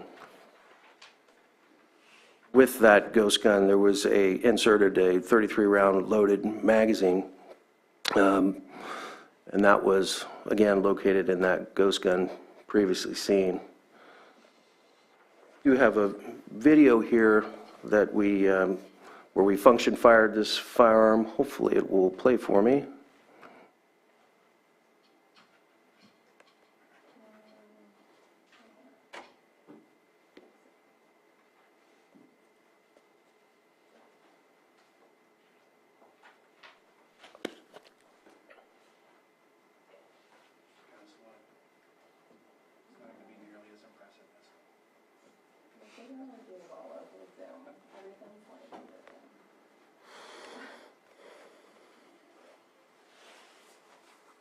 Oh, that was quick.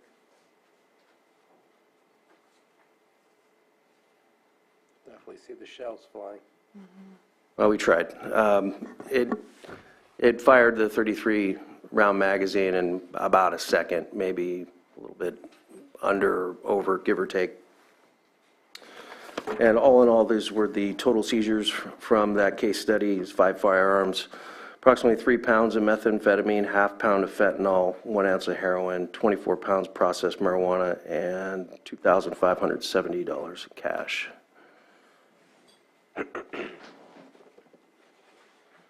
Another case study here we had. This case was a follow-up inspection of a nuisance property on the 1300 block of East Highway 20, which resulted in a search warrant and the seizure of controlled substances. Was approximately 1 ounce of methamphetamine here. And another approximate ounce of methamphetamine. You note the different colors. This is often done amongst dealers and distributors in order to brand or market their product. There were also other small amounts of methamphetamine that was packaged for sale. All in all, approximately 2 ounces of methamphetamine was seized. A little under a ½ ounce of heroin, and over 50 pills of suspected Xanax. We just note that it's far more common today that these pills are represented as a certain pharmaceutical, but they're often laced with fentanyl. And lastly, 74 separately packaged of marijuana totaling approximately 3.5 pounds. So a lot of what we do is proactive enforcement. As some of you know, the Highway 20 corridor is often used for the distribution of either controlled substances or currency. And in this investigation, traffic stop produced 242 pounds processed marijuana and a semi-automatic short-barreled rifle. This is the 242 pounds of marijuana and a semi-automatic rifle that was converted to a short-barrel rifle. The appearance isn't that great, but it was functional, and it does have a detachable box magazine. Another case study here in October. Deputies conducted an enforcement stop on East Highway 20 near Orchard Shores. The driver was arrested for being under the influence of a controlled substance. He was also in possession of approximately 2 pounds of methamphetamine, $2,833. The suspect was charged with the sales and distribution of methamphetamine and child endangerment. So he was traveling with a young child. Here's the evidence that was seized, approximately 2 pounds of methamphetamine.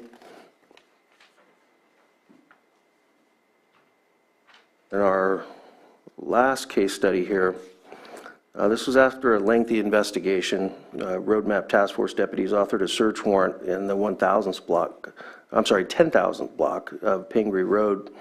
Deputies discovered that the vast majority of the residents had been converted in order to cultivate and distribute marijuana.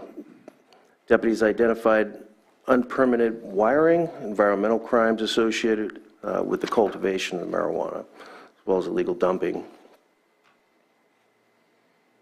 I have several examples of some of the wiring, unpermitted wiring. You could note at the header of that door, you just have large amounts of cables punched through and different sub-panels throughout the house that were operating, not only lighting, but mini-split, AC units to regulate temperature, as well as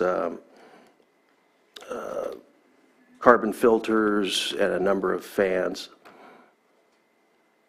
This is some of the wiring that was outdoors, just literally covered with an outdoor awning.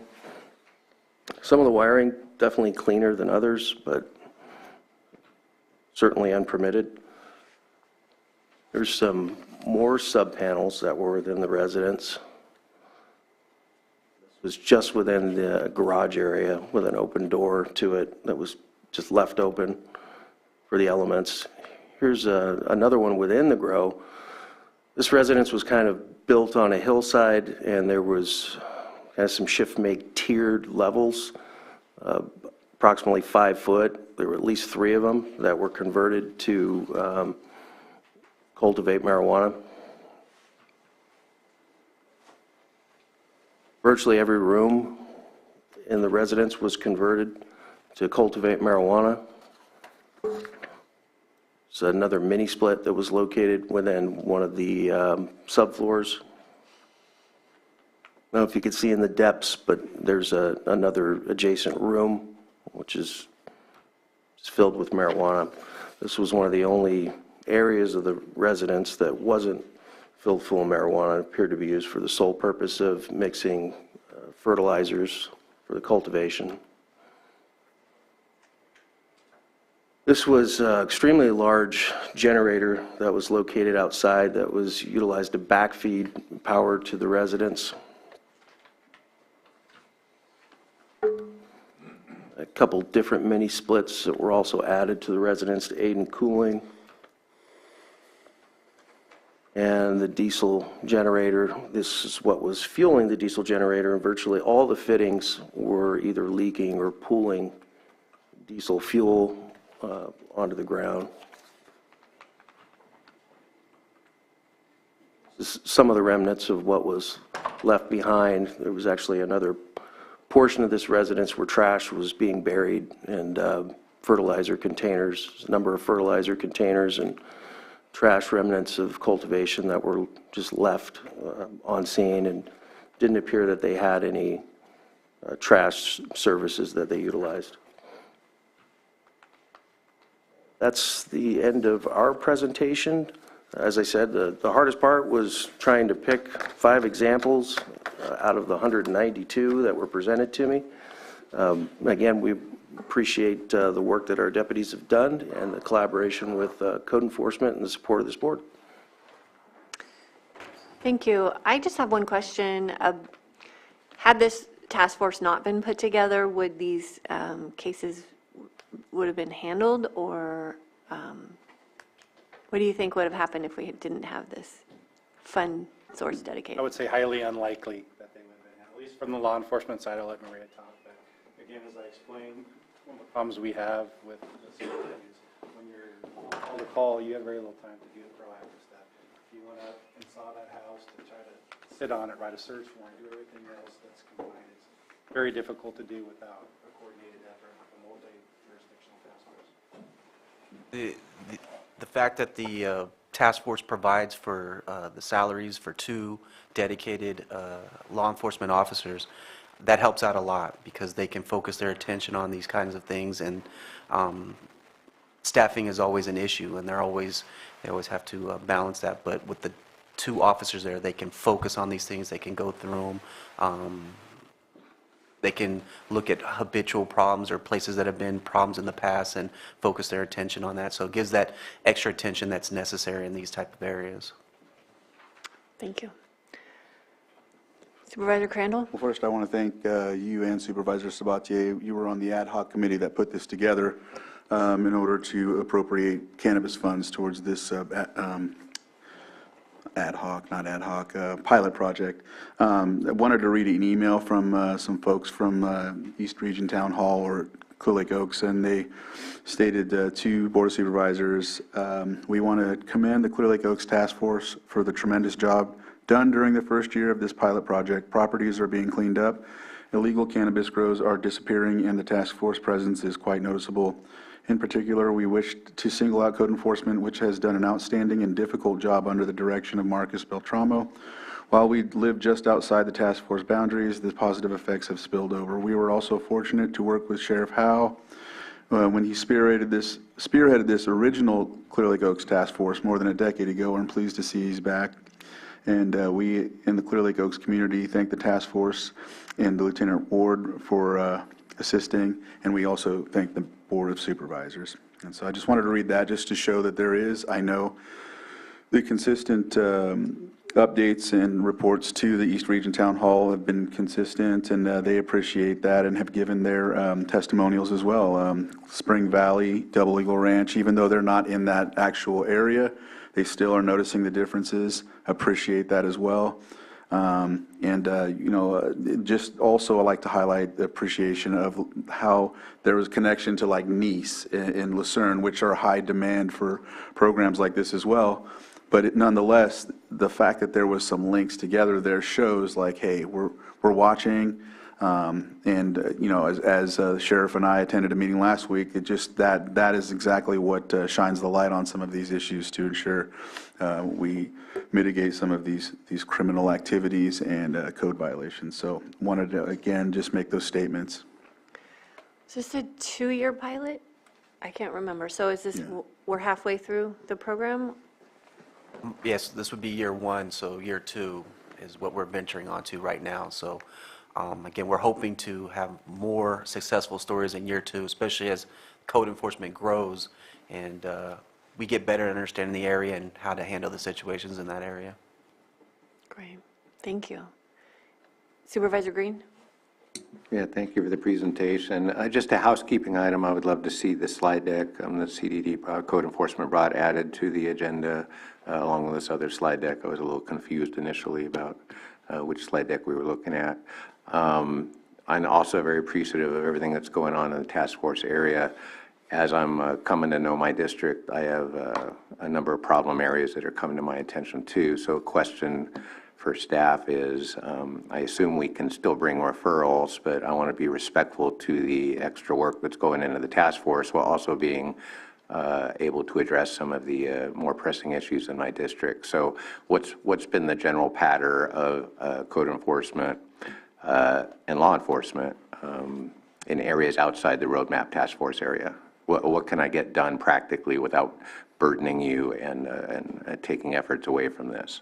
So outside of the task force area and the officers assigned to cannabis, legal and unpermitted or illegal cannabis, we have 1 officer and 1 supervisor dedicated to the rest of the county. So we have to prioritize those issues. So what the process is now is that we receive a complaint, we do initial assessment, we try to prioritize it, see what the health and safety issues are, see how those impact the community, and we determine if it's something that needs to be immediately addressed or something that has to kind of go lower down on the priority scale and be addressed in due course. If I could add to that just a little bit, we do have a staff member now who's kind of our central switchboard. So when you do send in your complaints, everybody's been really good about making sure I'm included on those emails instead of just reaching out to staff. But when you do, then we make sure that Julie gets that complaint and she tracks it through to make sure that it gets addressed. And so on a weekly basis, she has been sending out that update so that you can not only see the progress in your district, but you can also look on everybody else's pages too and see what's going on countywide.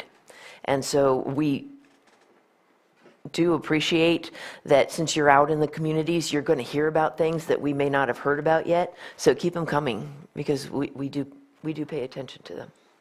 We gave some recommendations for the community in Nice to start either calling that number with Julie and reaching out through email as well, so that they could be added to that list, because some of those weren't. But at the same time, I mentioned to them that that list is what would carry the perpetual need for updates and whatnot, so. Yeah. Supervisor Green, from the law enforcement side of things, the reason this works is it's extra people. It's not taking the place of our deputies in the field. So if it answers your question, any call for service in the, I won't say the beat, but Clear Lake Oaks area still gets routed to a deputy. So no disruption in our normal service. And if you don't mind, I'd like to add one thing. We'd like to hear complaints from those property owners that are directly affected. Having referrals is fine, but when we can follow up with the property owners, hear how it's affecting the enjoyment or the health and safety issues affecting their property, and we have multiple complaints, that helps us in our processes if we have to get a warrant or if we have to move forward. It also, the more complaints we get, it demonstrates the real issue within that community, and that also catches our attention to, hey, we need to look into this and see what's going on and see if something needs to be done on an immediate timeline. So it's probably best to have them file directly with us or contact us directly. Vice Chair Simon? I think. Oh, you were back. Either or. Sorry. All right, you go ahead. Thank you for this presentation. I remember when we kind of put this together, decided to start in Clear Lake Oaks, looking at entry points into our county so that we can clean it up and make sure that when people come into Lake County, they have positive experiences right away. In my mind, I feel like this is a high five moment, seeing all of these cases and seeing all of these changes that may or may not have occurred had it not been for the Roadmap Task Force. It's hard to always say, but I appreciate you stating that it would be more difficult. And also excited since we have Sheriff Howe, who's had that experience in the past of leading a task force such as this, and seeing how that evolves as we move forward into the future. In my mind, I'm thinking finances. I know that we provided about $1 million. If I remember correctly, the original budget was about $700,000.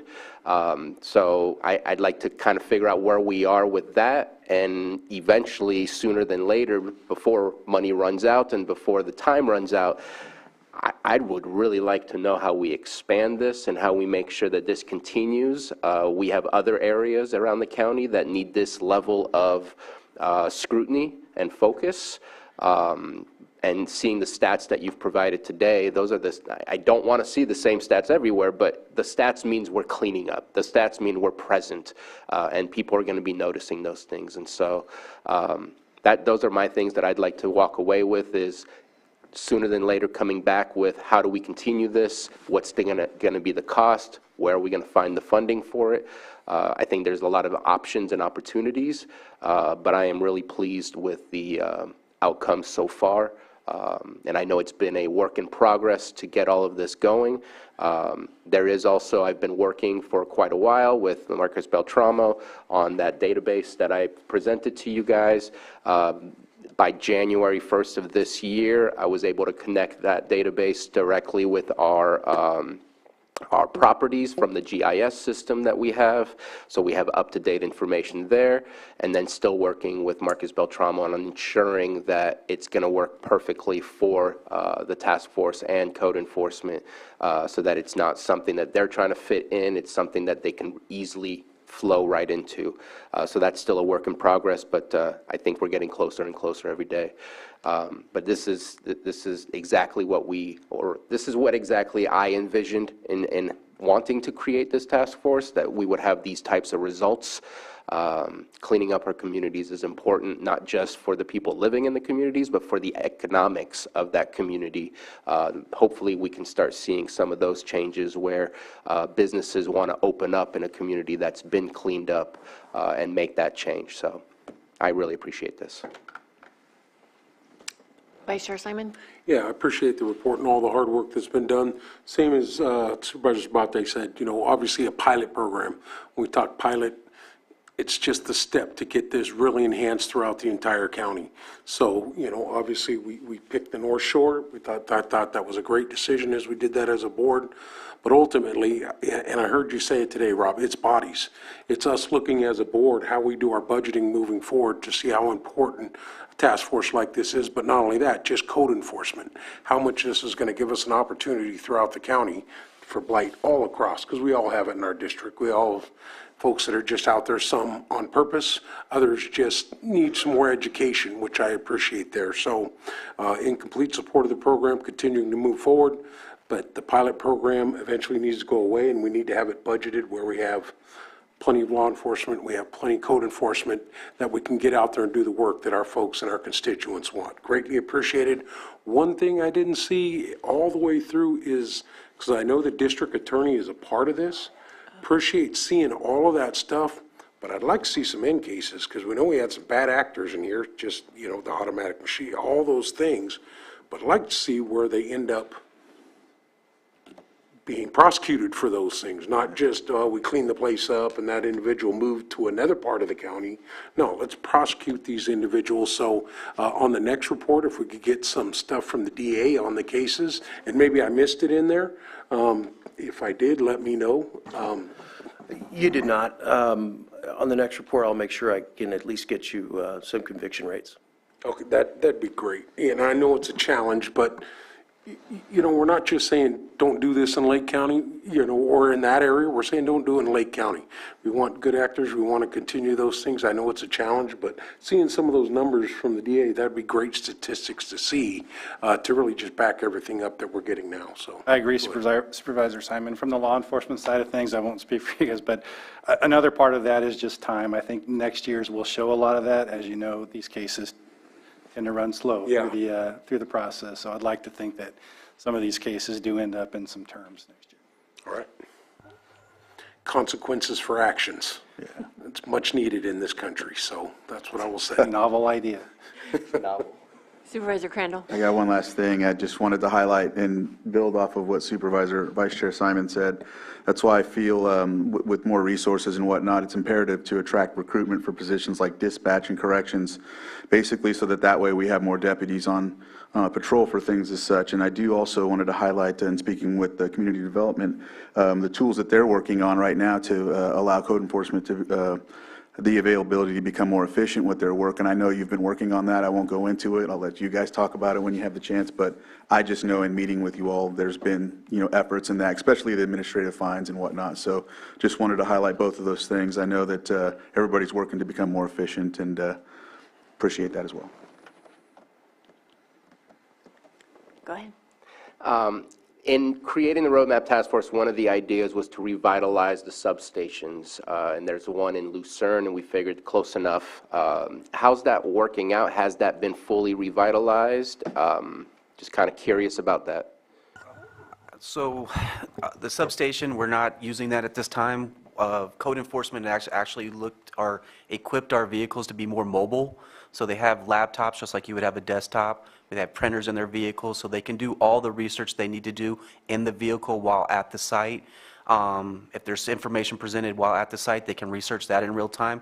If they need to print notices, they can type those up and print those in the field. Now, the laptops, they already have the printers. We're working with Fleet to install those. We need a power source for those.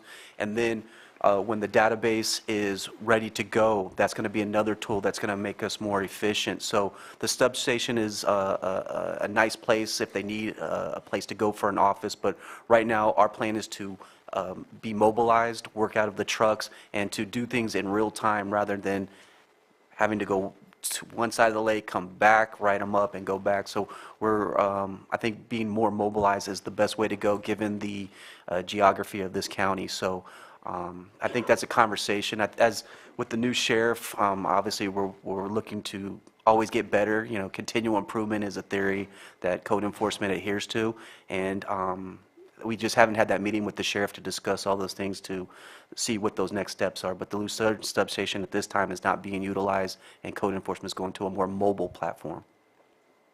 Thank you. Just want to add on the conversation as we're moving forward here, because I know Sheriff Al, when you came back on, I know that in each district, at one point, the sheriff's department had kind of a representative or an officer that would kind of be in South County, in each district. And I don't know what that program was called, but I know there was a liaison officer that would come out and meet with the community. They went to town hall, so I'll have to find that name. It's not ringing a bell, it looks like, with you, but. We had the Clear Lake Coast Recovery Task Force at the time, and we tried to move that around. We always have a beat deputy assigned to each area of the county, so there's always someone available. But we never reached the point with the Recovery Task Force back in the day where we were in multiple places within the county at one given time. Well, I know we had officers, because we met with them. I met with them specifically, at least 2 different officers. One was Rob Rumfeld, that worked the South County, and so would love to get back to that. I know it's staffing, it's still that conversation, but down the road, I think that's a perfect example too with the task force of, enhancing our code enforcement where, we got countywide everybody works on, but having individuals that are in each district would be really nice. I know that's budget conversations and what we're always talking about, but I just think it's so important that we continue that, because like I said, it's not only the enforcement, but the education process and then engaging the community. Now we have advisory councils that are all around the county, those types of things. We have some great things where we have some also artificial, the cameras and other things like that to help you guys do what needs to be done. So I'm saying I'm open to those conversations because we're seeing the benefits and we need to have that in our budget next year. I think what you're talking Putting pressure on folks, so. I think what you're talking about is the COPS program back in the day when community oriented policing was very big. And that would be not just a beat deputy, it's when whoever worked that area was consistently assigned to that area, not just rotated around. And you're right, that there's certainly benefits to that program, but it is also a challenge when it comes to staffing. If we get 3 show up, we kind of put them around right about now, but that is something to look forward to get back to. Yep, thank you. All right, I'll open it up to the public. If there's anyone here, come on up to the microphone.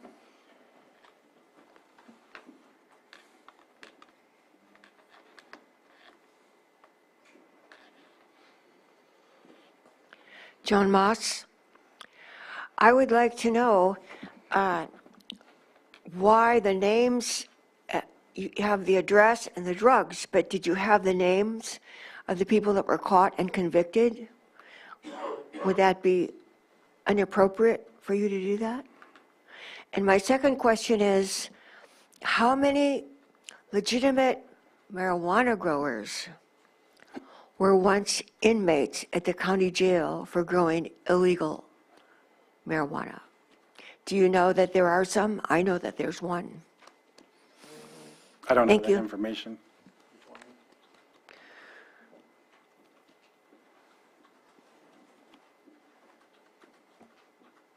I don't have any information to answer that question. I know there's background checks conducted on the legal cannabis growers, and I believe we work with the sheriff's department on that background check as well. And if I may, I don't want to answer for you, but I think it would be inappropriate to put names for case studies, especially if there's a continuing case in the court system at this moment in time.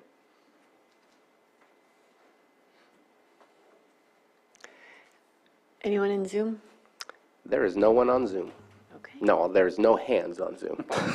Okay. All right, I will bring it back to the board for any final thoughts. Really appreciate this report. It's incredible what's happened in the last year. I know when we talked about designing this program, it was the intention of having a dedicated deputy and a code enforcement officer for every area, and hope we get there. If I could ask for a little additional clarity.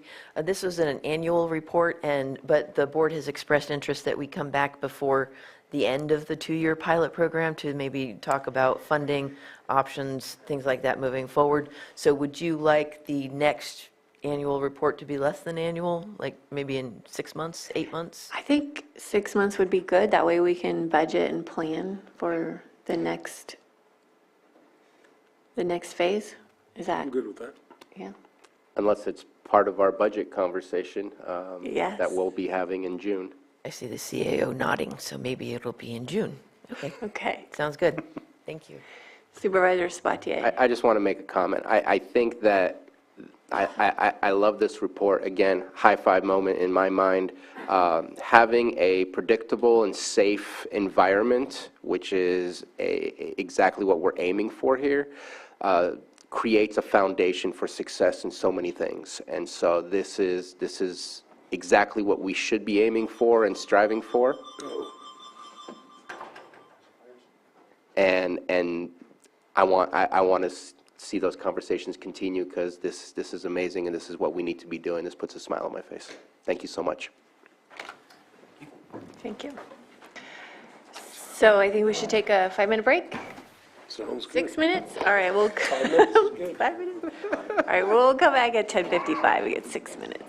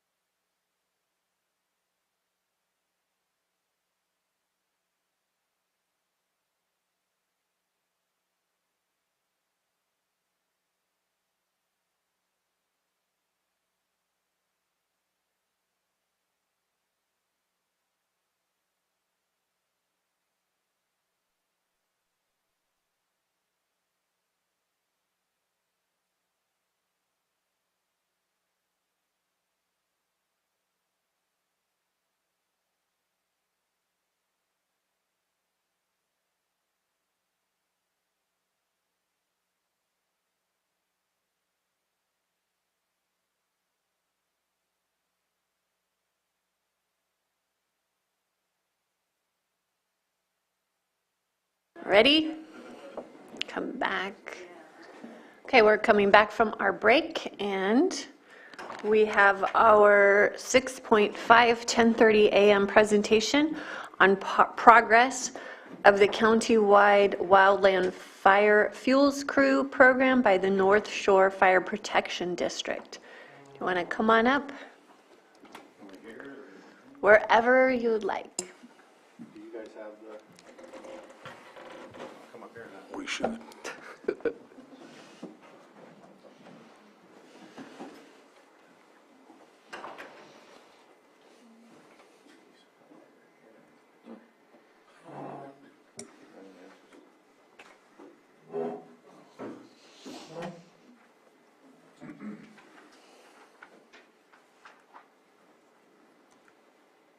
Okay, good morning, Madam Chair, Supervisors. Thank you for letting me speak here. And, oh, is this for me?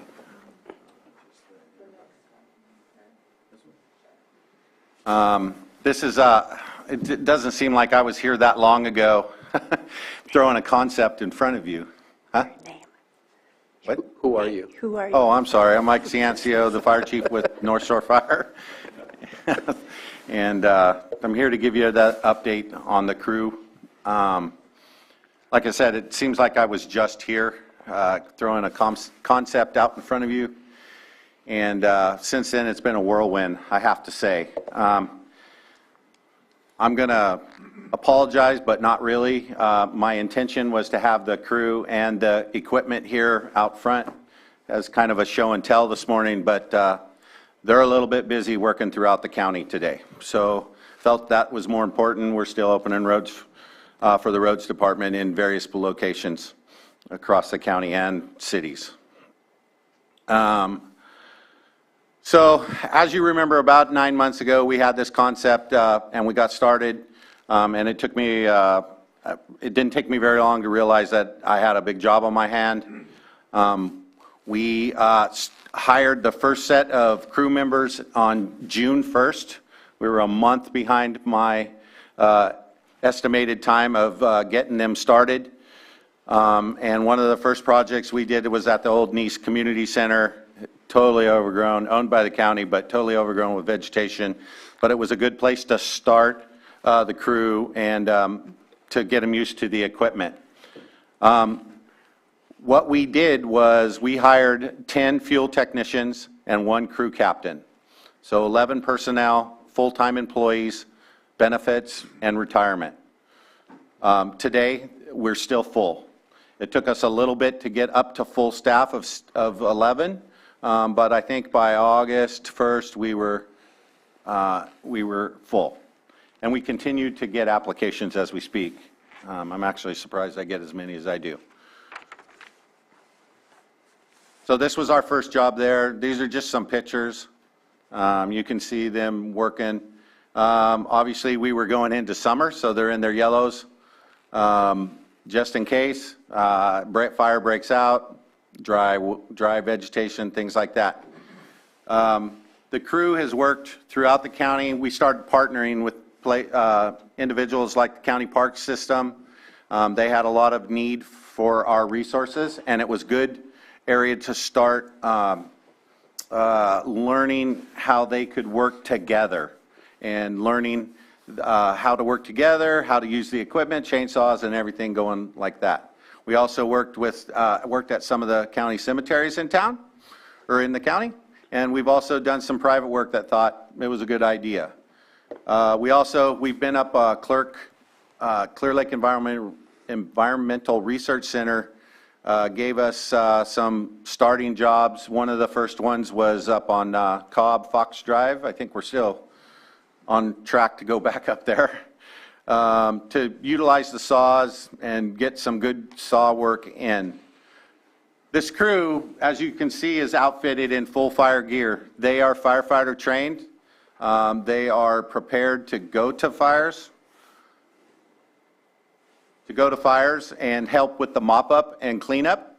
And this particular fire was on just after the 4th of July down in the Clear Lake area.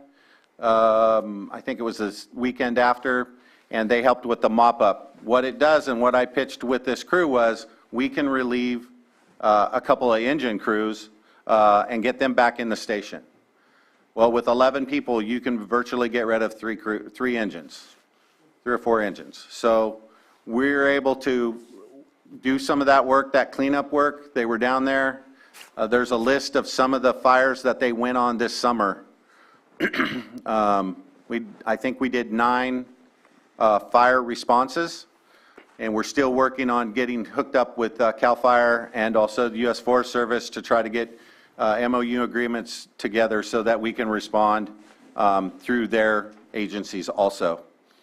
There was one incident, I was not here for it, I was out of town, but there was one incident that was a response from the crew. Well, now there's been 3, but the first one that the crew responded to that was not a fire was a vehicle accident out towards Saratoga Springs, involved a big rig and a vehicle, had a fatality involved, had a major injury involved. The crew was called out to create a path to the vehicle so that that person could be extricated out of there. And then also half the crew went there to cut a trail into the vehicle, and the other half went to land the helicopter. So they're not only responding to fires, they're responding as a fire agency that whatever they can do. If they have the equipment, they're going. Just as you probably know, we assisted county roads in the January storm, and again, now they're out again today with all the snow and stuff that's going on. So they've been to a lot. Here's some storm cleanup from the January. This is just a picture of the cleanup that we did in January at Kelseyville, working with county roads down there also. And what's happening with the county roads is they basically are giving us a priority of what roads they need open, and then if we can do it, we're going and doing those priority ones first. So as I said, we were able to employ 11 full-time fuel technicians, one of those being a captain. That was made possible by the Habmatol tribe. They thought so much of this project, and they were one of the first ones that I talked with Supervisor Crandall, and it wasn't a week later after that initial conversation about concept that they were on board, and they stood up the secured the wages and benefits and retirement for 1 year, and I'm very thankful for that. We're still working on that money, and I'm very appreciative of that help from Habmatol. Shortly after that is when I came to the county and asked, of the concept to come for the rest of the funding that needed to start the crew.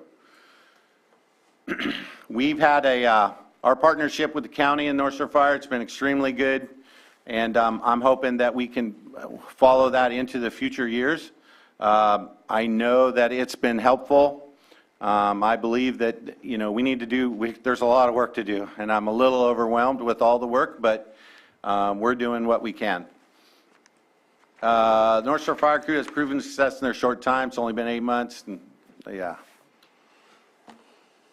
The Clear Lake, so what's coming? Clear Lake Environmental Research has been a huge help also. We've partnered with as many people as we could, the county, Habmatol. I'm working with partnerships with PG&E. We're still working on that one. We're getting some traction though. Individual ownership, people have said, yeah, this is a good thing. So I'm working on all of those extra partnerships because I don't believe that any one entity is going to help this problem. We're going to have to partner together to get where we need to go as far as fuel reduction work being done. The Clear Lake Environmental Research Center has been our grant writer and administrator. We have done the remaining work. We got a little piece left to do, but we have been on Bottle Rock Road for them. South Lake County Fire District got a grant to expand the evacuation route on 29 from Hulfacker up to the county line. We're doing that work. And then Clerk also wrote a grant for $10 million to try to sustain the crew for 5 years.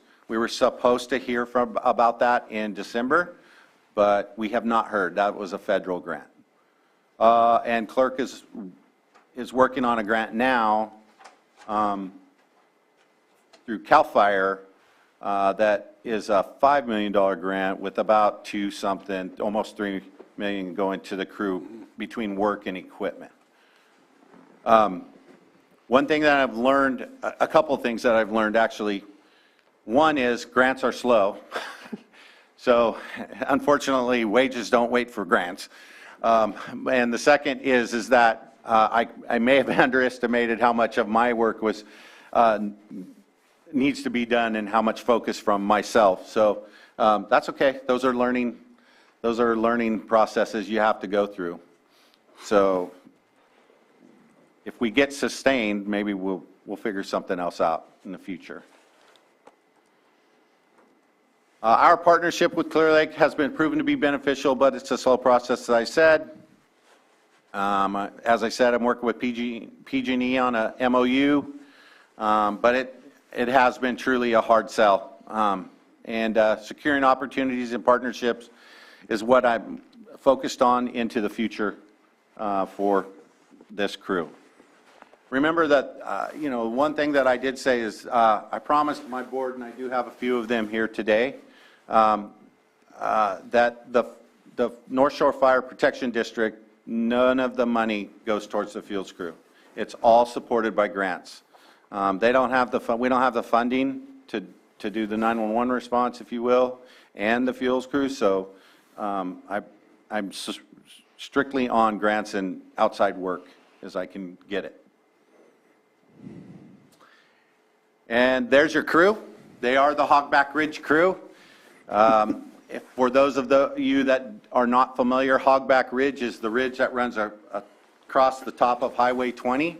Brian Barco, the captain for the crew, thought that was appropriate for the name. And at first I was a little, I don't know, but it's growing on me very well. And they do a great job.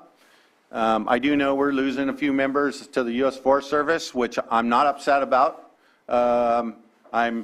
I'm saddened they're leaving, but we got them their start, and they're going to go on to their fire careers, and that's what we're about. And I'll work on replacing them all and keeping this crew fully staffed as much as I can. And with that, I'm in the report. Chief Ciancio, your innovation with this whole program, you saw this need. We've been working together for years with the Risk Reduction Authority, bringing together the partners. And this collaboration with the tribe, with Habematol and North Shore Fire and the county and all these other groups coming together, this is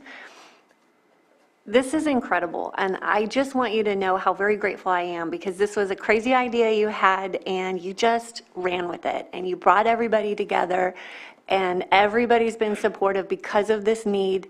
And I'm just incredibly grateful for you. And, we've been talking for years about the capacity, and this is a huge success story on filling that need, and anything that we can do to keep this going. I know Supervisor Simon and I have contributed big chunks of our cannabis revenue, and we will continue to do that.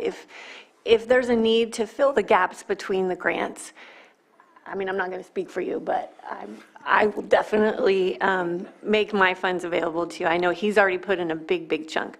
So I really appreciate this. We did have the letters this morning on our consent agenda for the clerk grants to try and help you in any way that we can. The Risk Reduction Authority, I know you were out running around yesterday, so you missed the meeting, but we got those letters of support signed yesterday too. So just huge thanks to you, and also for Habematol and for the tribe. This is a big collaboration, and I can't be prouder to be a part of all of this. Supervisor Crandall? Thank you.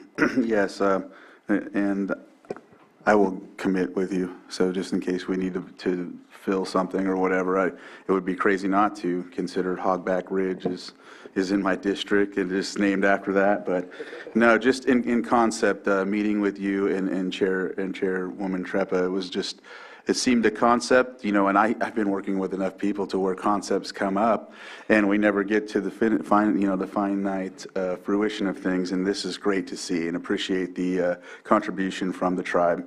So Sherry, thank you for that, and again, you coming up with this idea, we need to do something about this, and man, you came right to the table. I've witnessed these the Hogback Ridge crew working on many occasions. I watched the control burn in Spring Valley during those fires that we had during the summer, spot fires or whatever the case may be. They're out there. One time we had 3 fires in one day a couple years back.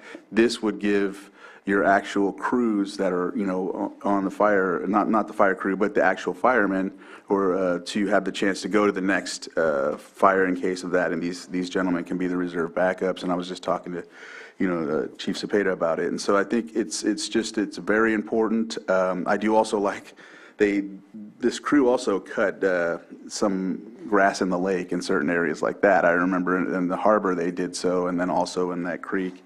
So I mean, they're just doing many things for the county, and I know there's other areas outside of my district. I'm just highlighting that. But yeah, good work. I appreciate going out to that control burn and seeing a couple kids. They're like, "Hey, aren't you so?" I was like, "Wait, I know who you are. You went to school with Mike." So that's awesome to see. And so recruitment, this gives the chance with these gentlemen going into forestry. Now there's other, youth or, graduates that may come out and say, "Hey, I want to do this," and hopefully they stick with it. Gives you all the option to hire folks in the county to stay in this type of field and provide a service that can keep us safe.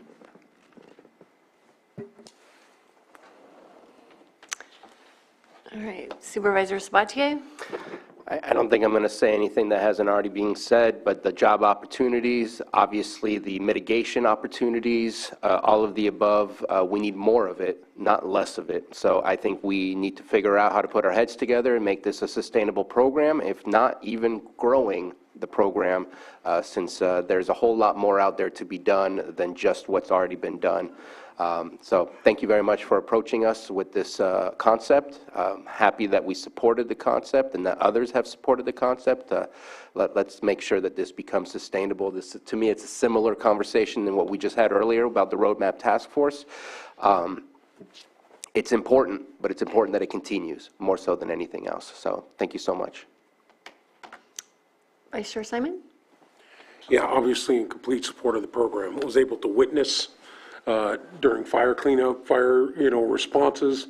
Also, with the cemeteries, I helped with two cemeteries, the Pioneer Cemetery in Lower Lake, and also down at the Middletown Cemetery, some stuff that, since I've been on the board, haven't been able to find an answer to, of how we help, mitigate these issues that have caused so much damage during the fire. So, Jessica, you're not speaking for me. I said it last time. 100% support this program. I think, remembering the number, was it $100,000? So obviously committing that again for this year to move forward with that, and obviously making this a sustainable program is so important. We sit up here all the time being requested by phone calls or something, and we run into, well, we don't have enough folks. This is a crew that can go out and do that dramatic work that needs to be done, whether it's just vegetation abatement. There's a big conversation about what needs to be done in all the streams and creeks in Lake County that need to be cleaned out.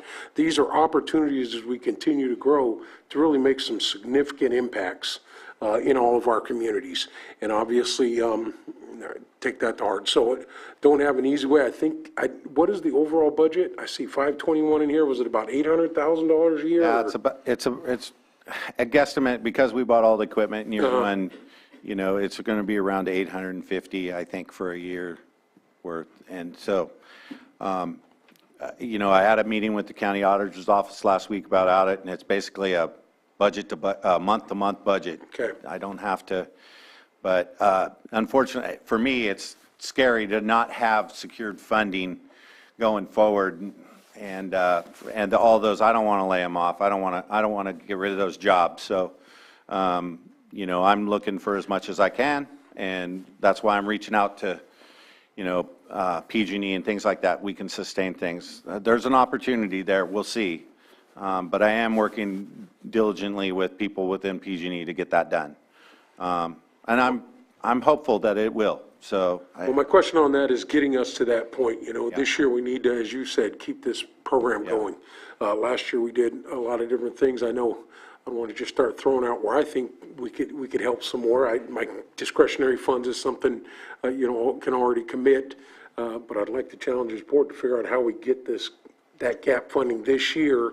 We're all working together in partnership to do that, but I really want to see it going, because the second year's work, obviously, just like our task force we just talked about, is going to be the most important thing. We've seen a lot of benefits, but I think this year, with the guys knowing the land, getting them on the crew, even though we're replacing some of the three, understanding, because you see it when you drive around, man, that really needs to be taken care of. Somebody needs to step up and do that, and I think that's important. So I'm putting it out there to challenge the CAO to bring something back with the administration and financial officers, that we could have a deeper conversation on that during budget time. But I'd really like to, or even sooner, to solidify that, because work can start here it can start now, as they're doing, so.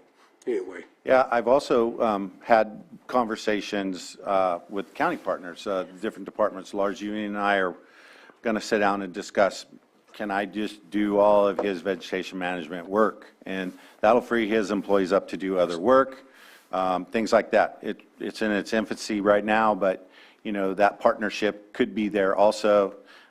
Maybe something could be made with the county roads department for that type of work also. I don't know. It was, more to come, but I'm working at all of those just to see where we can keep the crew busy. One other thing, just want to expand too, what you talked about was private landowner opportunities or businesses to get out there and to really have this paid crew. As you all know, here in Lake County, we used to use the con crews to do a lot of this work.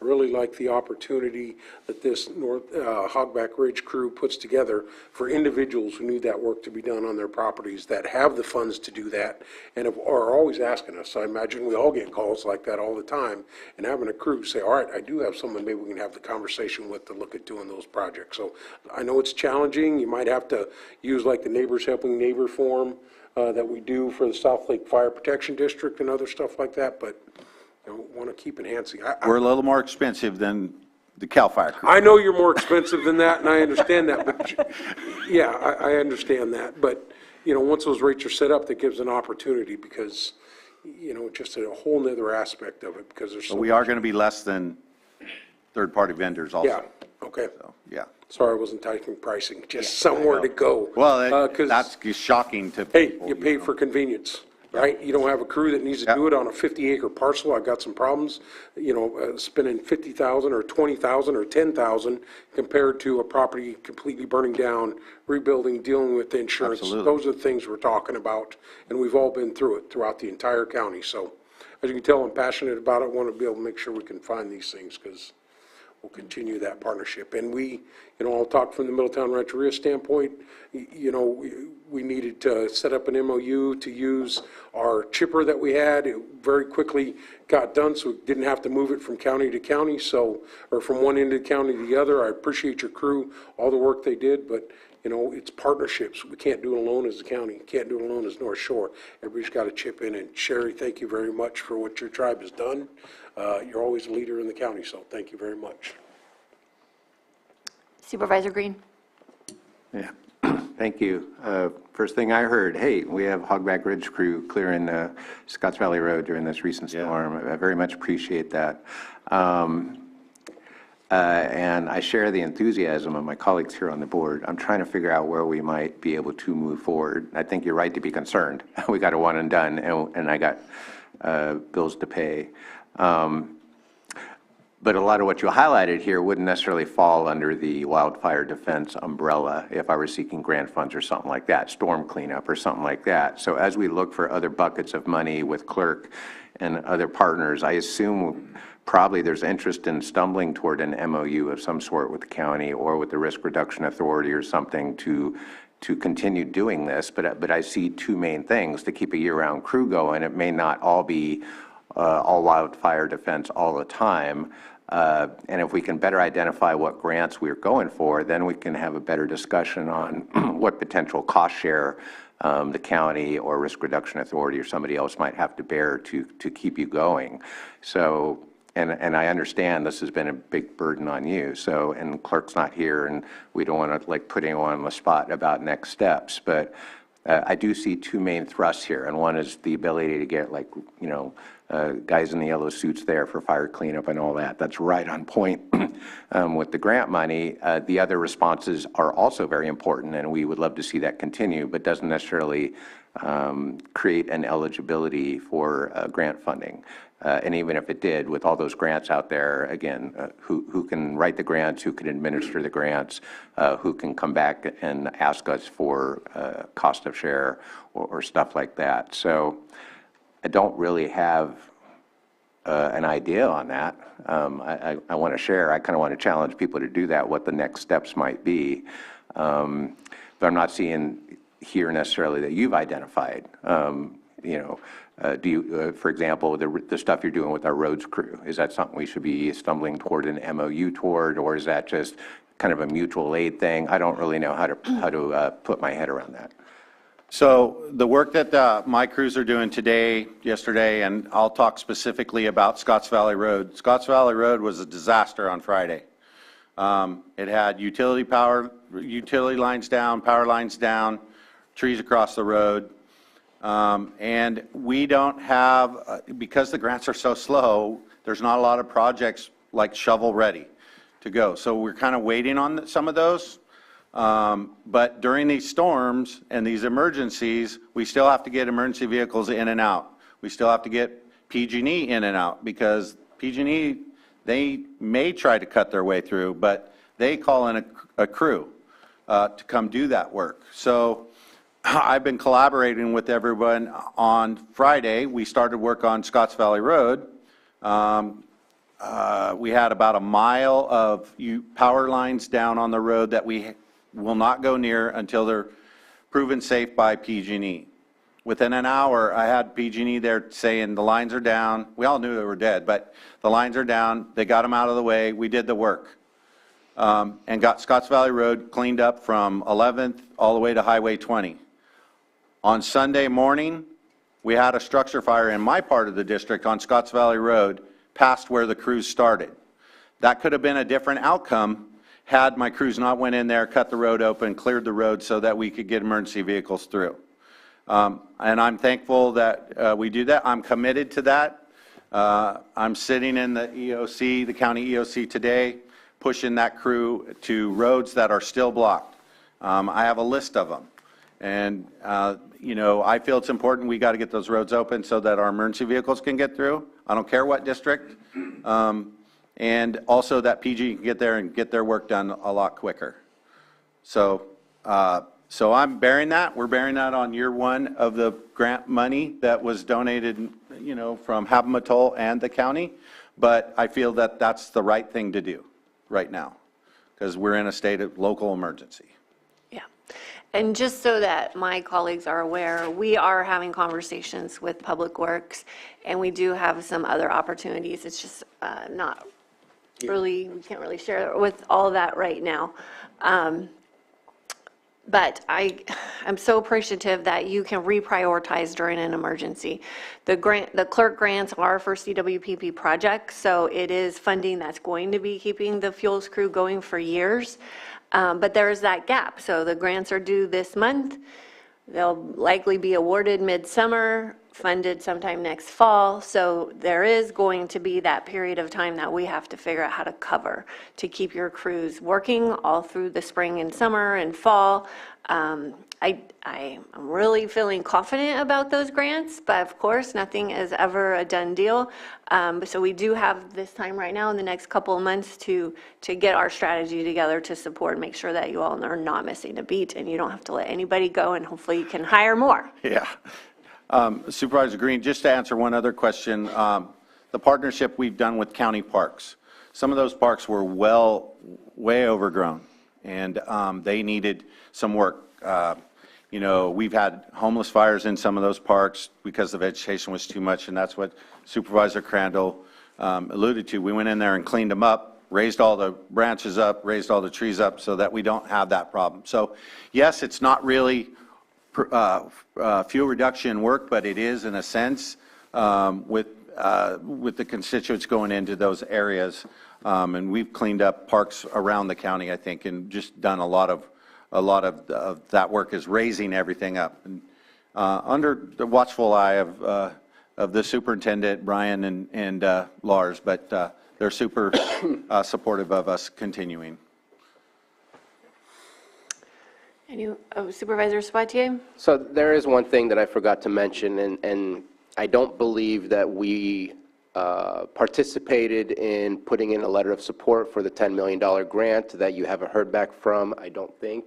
And today we do have a letter in front of us, or two letters in front of us to support. I just hope that let's not miss another grant opportunity without getting the board's support. Or if the timeline is short, individual board members can easily supply letters of support, and anything that we can add on to your packet to make the points just grow as high as possible so that you could be eligible to receive the grants. I would say let's not miss an opportunity like that. Obviously, you've had the support of the board in the past because we want to see these things happening. So I would say reach out and get as many letters of support as you can, because the better the packet, the better the possibility of the grant. We have some possible, hopefully you get the grants, but I definitely think that there's still a way for us to contribute. I know that we've received already some funds and are receiving more funds, and I'll leave it at that, that we have the opportunity to use however we feel. And I think that we should make sure that you're part of that conversation when we bring it back to the board to discuss how to utilize those funds that we've received. So we'll make sure to reach out. Thank you. Public input?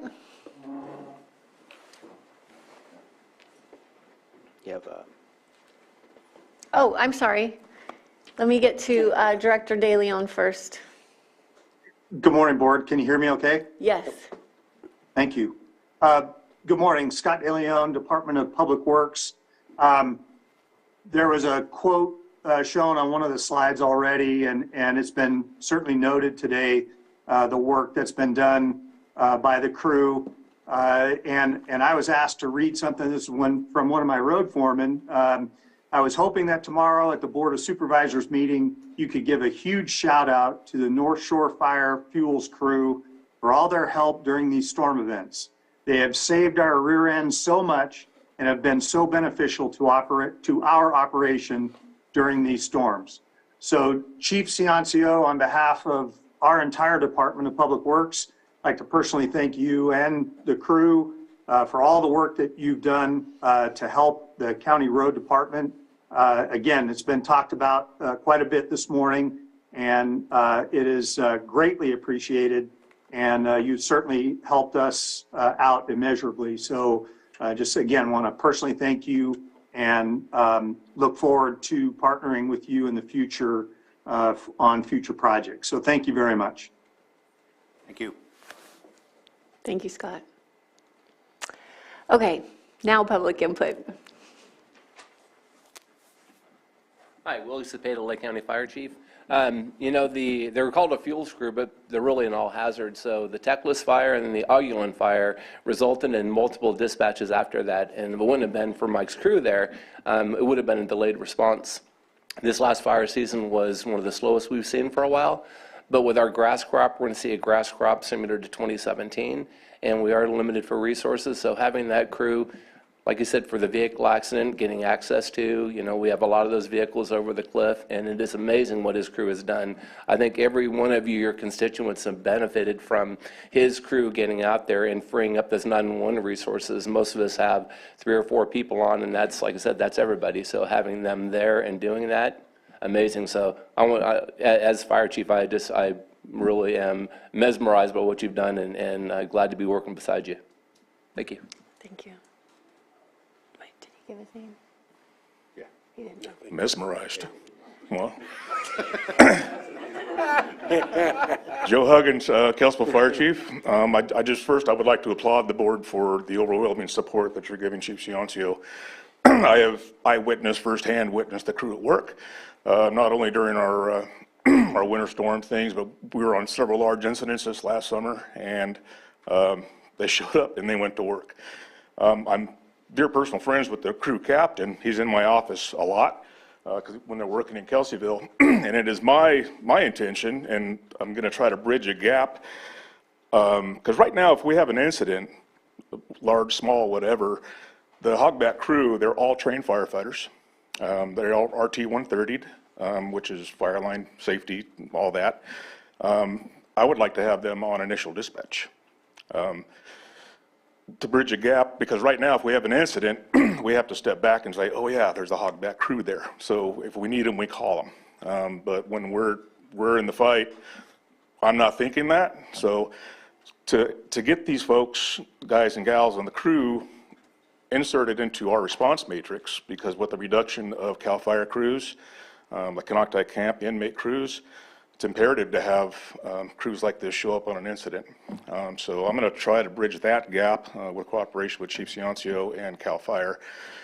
But again, and it is fuel reduction, and I get it, and I understand it, and we absolutely need it. Places like Riviera West, one way in, one way out.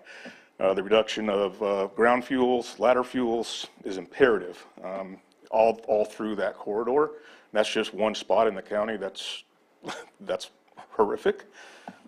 If we get a fire established in that area, Riviera West area, the chance of life loss is incredible. You can't get out, there's nowhere to go, you got a mountain behind you. So the reduction of fuels is imperative. But again, I'm here to support Chief Ciancio and everything that he's doing.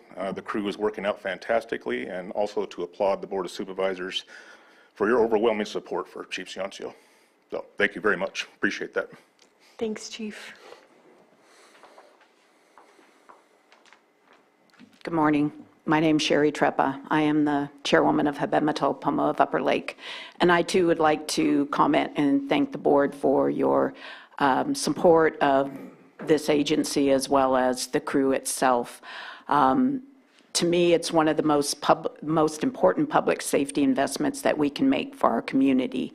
And to not continue to support it would be a dire problem and an ongoing, challenge for the community, because this is really vital effort.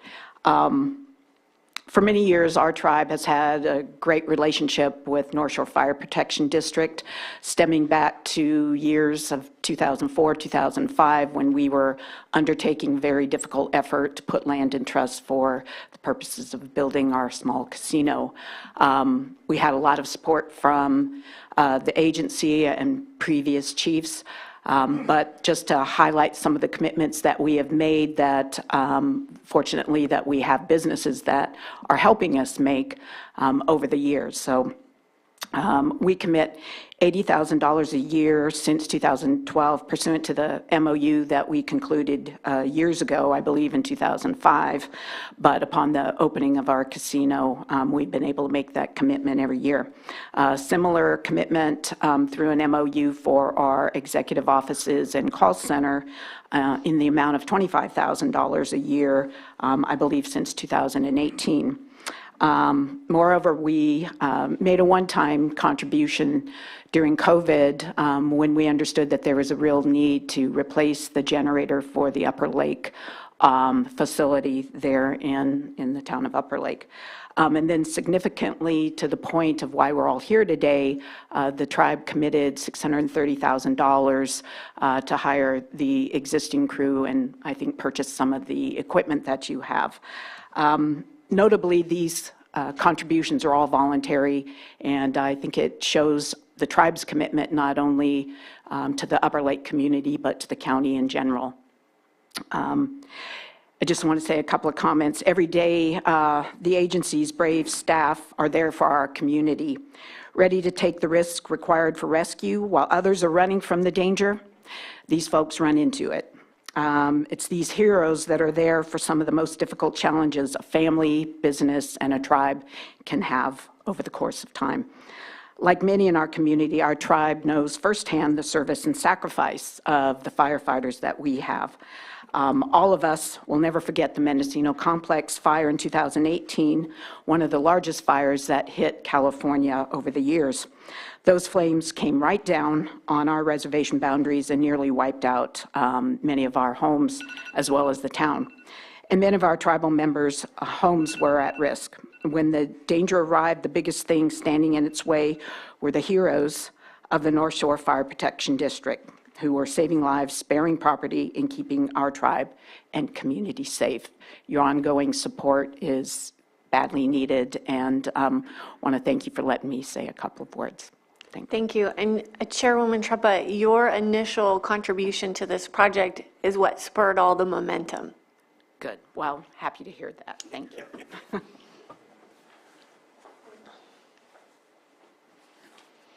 Hello, I'm Shannon Stillwell, and I'm a board of director for the North Shore Fire District. And I just wanted to, first of all, thank you guys for all the support. Sure. My name is Shannon Stillwell, and I'm the board of directors for the North Shore Fire District. And first of all, I wanted to thank you guys for your support for this program. I want to thank Mike for his leadership and having this crazy idea to start with and getting it off the ground. There was a lot of work and effort to try to get that.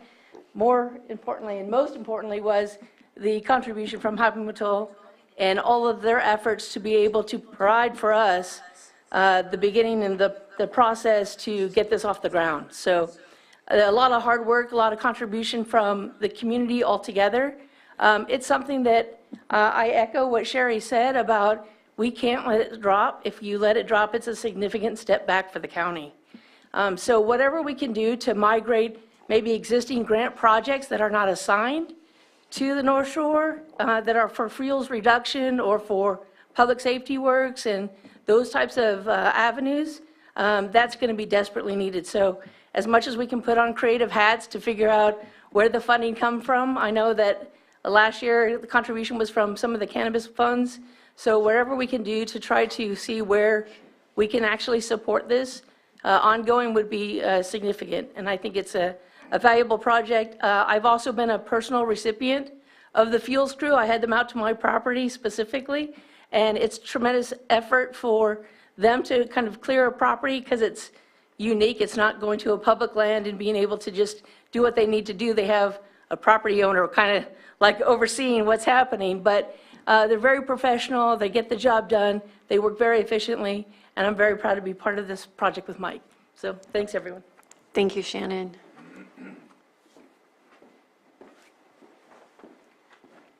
Good morning, Madam Chair, Supervisors, Patrick Wrights, Lakeport Fire Protection District, Chief Ciancio.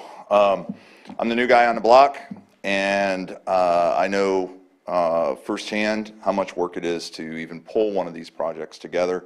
I attempted for many years to do this at my previous position and was not successful. So for Chief Ciancio, congratulations and applaud your success. Want to work and be a part of the continued success. Since I've been here in the county only about 4 months now, starting tomorrow, the level of cooperation and communication amongst the chiefs has just been astounding, and I do appreciate that. And the level of support from the supervisors in the county is just, again, also amazing. And this type of project just plays right into that between fire safe councils and RRA and the Fire Chiefs Association and just all that goes into that. And to see this project working on the ground, it is quite impressive. My experience with them has been limited mainly to the 2 storms, and they know Scotts Valley Road better than I know Scotts Valley Road because they've spent a lot of time out there for both storms trying to clear it and keep it and get it open and keep it open.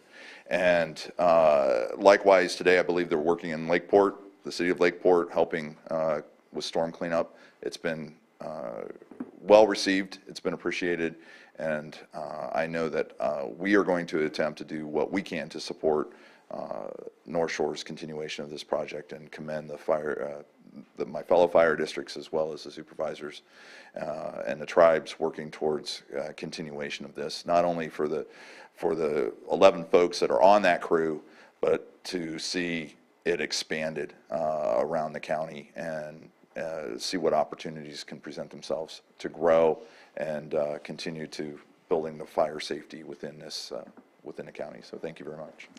Thank you. Anybody in the Zoom room? There are no hands in Zoom. Okay. So I also want the rest of the board to know that the work that you're doing on the Bottle Rock corridor is in response to our tree mortality disaster. That is one of the worst stretches of standing dead trees, and they're falling down in the storms left and right. So the crew is out there clearing all the understory, which is significant, so that the trees can be accessed.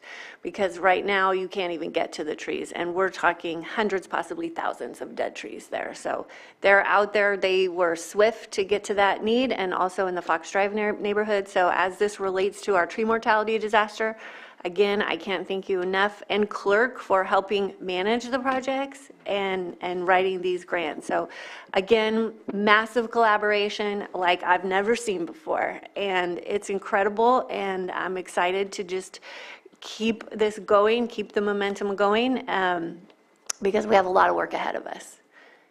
Supervisor Green?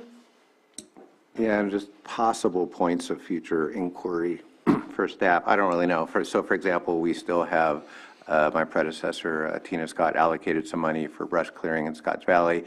It's a little unclear sometimes where you're in the public right-of-way, you can do things when you're on private property and doing work. You know, it's a wobbler as to what public benefit can be given to private property owners and stuff like that. This seems like a perfect opportunity to kind of bridge that, because I have a desperate need for fuel reduction along our waterways. Unfortunately, those aren't on the public right-of-ways for the most part, so it involves, you know, getting rights to the property, and then you have to have some confidence that we are acting in the public interest. You know, I'm hoping as this public trust doctrine involving our waterways gets a kind of expanded under recent changes in state law, that we can explore things like public trust easements that would allow us, without having to haggle property owner by property owner, that we could just get into a stream course or something like that and have some confidence that we can apply money. So I saw Director DeLeon earlier, so I didn't want to put him on the spot, but as far as this short-term gap funding, I'd be totally open to hearing more about how we might be able to leverage that prior allocation and maybe be able to contract with you either formally or informally. Yeah, but I think having some certainty as to not just what we can do on the public lands, but what we can do on the private lands will give you some of the certainty you need and some of the funding you need to continue this. And I'm just kind of throwing the idea out there that I'd like us to explore what that prior allocation could be done in terms of keeping you busy this year. So without putting anybody on the spot or committing anyone to any specific course of action, I have an idea on that. So. Oh, okay. Perfect conversation to take offline with Director DeLeon and Chief Ciancio. The right of entries is the biggest part of the job, and you know, everyone kind of works together. We activate volunteers, fire safe councils, but the right of entries, that's a big piece of the job, and we don't want to burden that with our fuels crew. We want them out doing the work that needs to be done. So thank you so much. I would like to take item 7.2, and I hope you can stick around for that, because it is, I hope all of you chiefs can stick around. If you have a couple more minutes, we'll move on to that. So item 7.2. Can I ask a Sure. question before we move on? Yes. Chief Ciancio, before you leave, what is your timeline of your current budget as far as when it will expire, when you will run out of money, just to figure out when we need to have that conversation? Because again, same thing as the Roadmap Task Force, I feel we need to make sure we're in front of it and having those discussions coming back to the board on how we can continue to support, because that's not really necessarily in today's agenda on getting into the specifics. So I'd like to get into specifics, but it's also based on what's your timeline. So I'm projecting that we're going to be out of money by August, and that might be stretching it a little bit, but because we got such a late start with all of the salaries and benefits not starting till June, and they were actually given to us earlier, we kind of rolled that money over, and that's why we're able to push it through. But we should have enough, hopefully till August right now. And we continue to work on, as I said, the 29 project. That's a revenue generating job down there, if we can ever get back to it. But we need help with Caltrans and things like that. There's a lot of coordination that's got to go on for that job. And then finishing the Bottle Rock, we're done with our portion of the Bottle Rock, but we're working with Clerk on phase 2 of that to drop the trees now and then take care of them with our crew. So hopefully we can be a part of phase 2 of the Bottle Rock job to help clean it up. And I'll be hopefully with Clerk's okay, I'll be hiring the faller to drop those trees for us. So, and then we'll just work together. So, but August, I would say. CAO Parker. I would like to volunteer. We worked together during this initial, put the plan together, brought it back with the budget back to the board for consideration. Be more than happy to do that again to discuss this and what our next steps would be. Great, thank you. You're welcome. Perfect. Okay. So item 7.2 is an item that I am bringing consideration of an informal report on a CAL FIRE grant application currently being prepared by the Lake County Resource Conservation District, the RCD. So when we met for our governance meeting, I shared with the board that the RCD has brought on a grant writer, and that I would be looking for support from the board to help get that RCD up and running. It's going to be about a 3-year project of developing that capacity there. So this grant writer is putting together a CAL FIRE fire prevention grant on behalf of the county. And I want to turn it over to CAO Parker to kind of go over the details. Yes, thank you, Chair. And actually, I'm going to bring up Matthew and Terry Logston to come to speak to this directly. They've been more involved than I have been.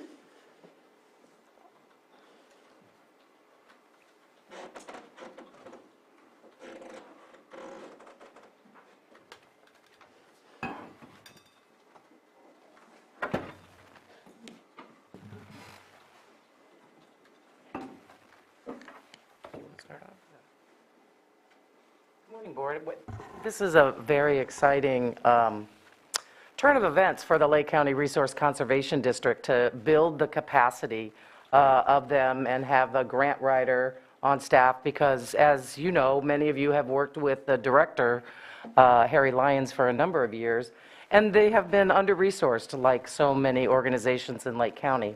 And as the RCD is a special district of the state of California, it gives them more opportunities, more funding opportunities. And so to have a grant writer writing this grant is it's great for all of Lake County. Some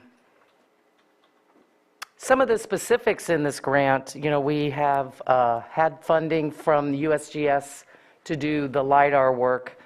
So there is what's called a derivative of the products. Once you do the actual mapping, there's, how do I put it? There's several ways you can look at the data and use it. And so having that fully funded in this grant is also very important.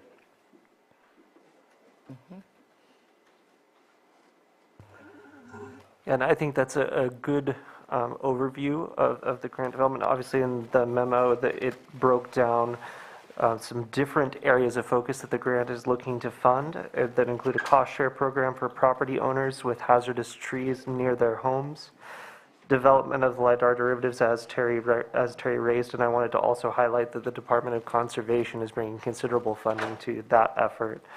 And some program management capacity building for the RCD, which Supervisor Pyska mentioned is expected to be a multi-year effort, and constructing fuel breaks along ingress and egress routes throughout Lake County and areas affected by tree mortality. So that was the impetus to trying to meet those significant community needs, was the impetus behind developing this grant application in the first place. This is one of the most, standard means of funding work of this type. And the RCD had the capacity to develop the grant application. So we moved forward with an agreement, or developed an agreement with RCD to complete that work. Did you want to add anything? No, I want to hear any questions that the board may have. Okay. So I am just so grateful to the RCD and the Risk Reduction Authority and the Fire Safe Council and the collaborations that just continue. This is a $5 million grant. Clerk is also submitting a $5 million grant, so it's a potential for $10 million to come into the county through the fire prevention grants. And we have consulted with the new pre-fire chief Wink to make sure that these both these applications are complementary. They're not going to be competitive in any way, which is what CAL FIRE wants to see. We have kind of tweaked the numbers and made it to kind of hit that sweet spot. So we're not asking for too much, but we're asking for enough to get started. So obviously in this is fuels work that's going to happen on our right-of-ways, and I think we know who's going to be doing that work. So I just wanted to bring this to the board as an informational item and see if there's any questions that anybody has. Supervisor Spatier? Yeah, no, I think that supporting this is the obvious direction to go. I'm just looking through your memo. It's recollecting what I reviewed. Where's the $13,875 coming from? Because it talks about the $25,000 threshold, which is a county threshold, not a RCD threshold. Who said yes? Was that our CAO Parker? Okay, it wasn't very detailed. Just wanted to make sure that was the case. I support that. I think that especially if it helps to fill in the void afterwards once the grant is received. So I see this as being an investment into more opportunities later on. So yeah, no, in support. Appreciate you bringing this to us so that we're aware of the work that's happening and what's being requested. Vice Chair Simon? Just more of a comment that the Lake County Risk Reduction Authority did approve a letter of support yesterday on this. Obviously, we're all in coordination and collaboration and moving forward with bringing as much funds into the county as possible. There were 4 letters that we approved for grants yesterday at the RRA. So happy to see that happen in the collaboration, and obviously want to thank our climate resiliency officers for pushing these things through and working hard to get it. I know a lot of folks did a lot of work to get it to this point. So, I think the collaboration just continues to be enhanced, as we move forward and filling in and building our capacity that we've been looking to do over the last few years. So just wanted to report on that and in complete support of this today. Supervisor Green? Yeah, also in great support of this.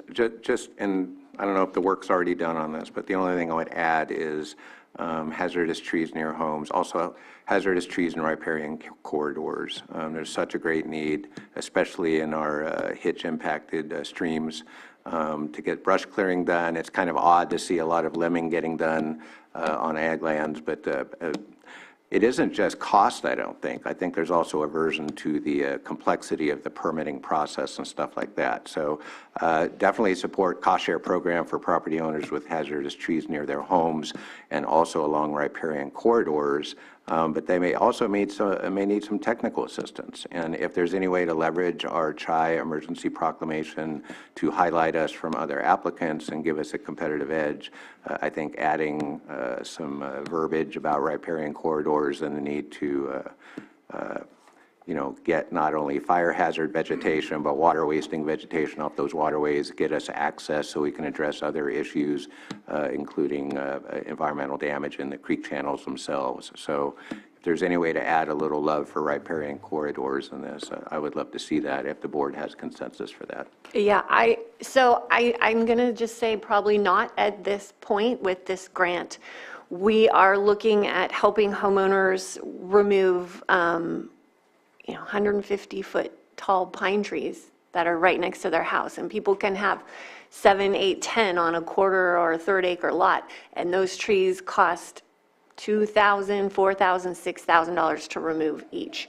So, I mean, if it's $2,000 a tree, that's 500 trees, and that is a drop in the bucket for what we have to accomplish. So I do encourage you to look for some other opportunities for that work, but this is specifically for fire prevention. And the priorities that the LNU has set is ingress and egress and fire break development and maintenance. So those are the priorities for the grant and the unit, and that's going to be our focus. But I do hear that you have those needs, and I encourage you to look in other places for those sources. And if I may, I think that that's a great idea, that it, like you said, that is, would give us Lake County a unique angle. So I'll look for additional funding for that, because the vegetation in the creeks does help exacerbate flooding. So thank you. Supervisor Sabatier? Yeah, just a quick question. I know there's been a lot of work, and I don't believe it's been finalized, or at least it hasn't come to us yet, is the new updated revised CWPP. It's coming. And I know it's in the works. I've flipped through it. Is this work separate or alongside and utilizing the new updated CWPP as kind of a framework of where to focus?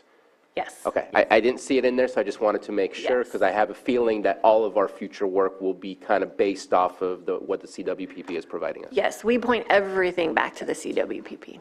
Yeah, and I just wanted to point out that earlier today you heard from Community Development and one of changing the county code, and one of the items is the adoption of the Wildland Urban Interface Code, the 2021 edition.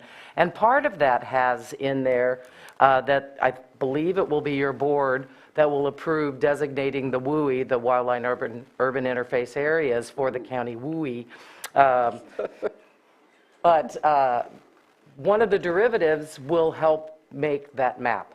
Or actually, I think it's a couple of derivatives. So this just has multiple benefits that we, you know, when she started writing the grant, to find out how applicable it will be once it's funded.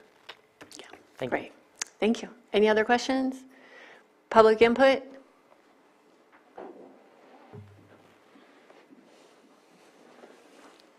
Hello again, Mike Ciancio, Fire Chief with North Shore Fire. So first of all, I appreciate being included in that $10 million with the fuels crew, for sure. But what I did want to talk about, and this may address some of Supervisor Green's areas, is, and it's still being built, and Terry knows a lot more about this than I do, but the Scotts Valley Indian Tribe wants to bring those burners into the county. And they worked on a deal, and they're going to need a place for all this vegetation work to go. I've reached out to them because right now we have county properties that we can take all the chips and all the brush to, and they're perfectly fine with that, but we're just burning it. You light it up, end of January every year, it gets lit off up on Pile Road and goes away. We collect it for another year, and same thing. So all of that stuff, if we collaborate together, again, partnering together to get all this done and get those burners in place to generate energy and char, I guess. Not my expertise, but might be worth looking into and stuff like that. And again, I don't currently staff a faller full-time that can take trees out, but I have access to fallers that are certified with PG&E and everything to work next to buildings and power lines and everything. So I have access to those people, but as Supervisor Price said, they are not the cheapest in the world, but they can get the work done for sure. And if we keep looking for those opportunities, that faller could work with my crew and it would be cleaned up. And it's cheaper than doing it next to a house. Yeah. Yeah. I was going to follow up with that, Chief. I was going to catch you offline about this, but since you brought up the biomass situation, Golden State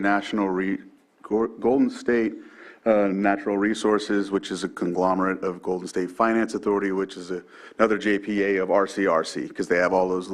They're working on a biomass, basically a project in the same aspect. They're working on getting it together. They have a railhead going from Tahama to Tuolumne. They've just reached out and went to a visit at a port in Richmond, and they're looking to, because there's a high demand for pellets in Europe and Asia, and so with all of our, tree mortality situation and all the vegetation, they're looking to put together a program that mitigates that risk and also keeps it self-sustaining. I know that they've given a report this last week in the executive board committee. They anticipate some holdups, but my biggest question, because I met with a couple of the staff members about this, was, well, how do we get our product to you all? Because obviously it's going to need to go from 20 to 5, and then I was telling them about some of the vegetation in the hills and whatnot, and they said that that's exactly what this is about also, is workforce. And so this may be another thing. I'm going to connect with you and see how we can integrate that as well, so that way, this is another way to get that product if, it takes time for the other project from Scotts Valley. This is another, I guess, outlet. So we'll talk more offline. Yeah, disposal is Another issue. biggest, The biggest issue. the biggest issue. We can get the grant funding and we can do the veg work and we can get the trees down, but the disposal is the biggest issue. But luckily, we have a climate officer who is working on that with all of the partners trying to figure out. The demand from Europe and Asia is because they don't want to utilize coal or any other goods that affect the environment any longer. So the pellets are the Yeah. product that they want. So if we can get into doing that, all of this will, help. They say every challenge is an opportunity. We're trying to find that. Utilize that biomass. Thank you, chiefs, for sticking around. Really appreciate it. Is there any other public input? There is no hands in Zoom. Anyone back from the board? Comment? Okay, we'll close this item. Thank you both so much, and thank you to the board. Even though there's not an ask for this, it's just the support is really important.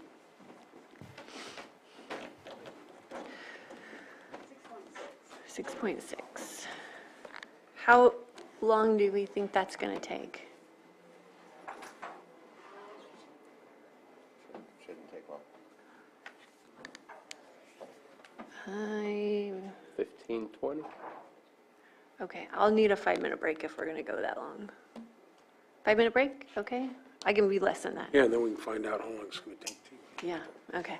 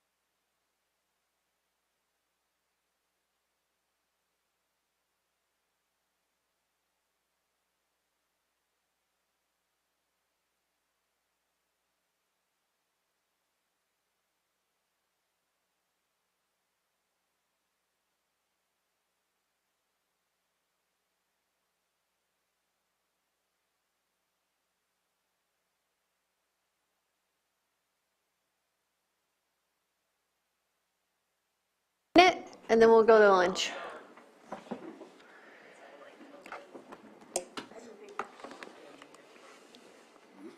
Okay, welcome back from our break, and we are going to take an hour lunch. We'll come back at 1:15.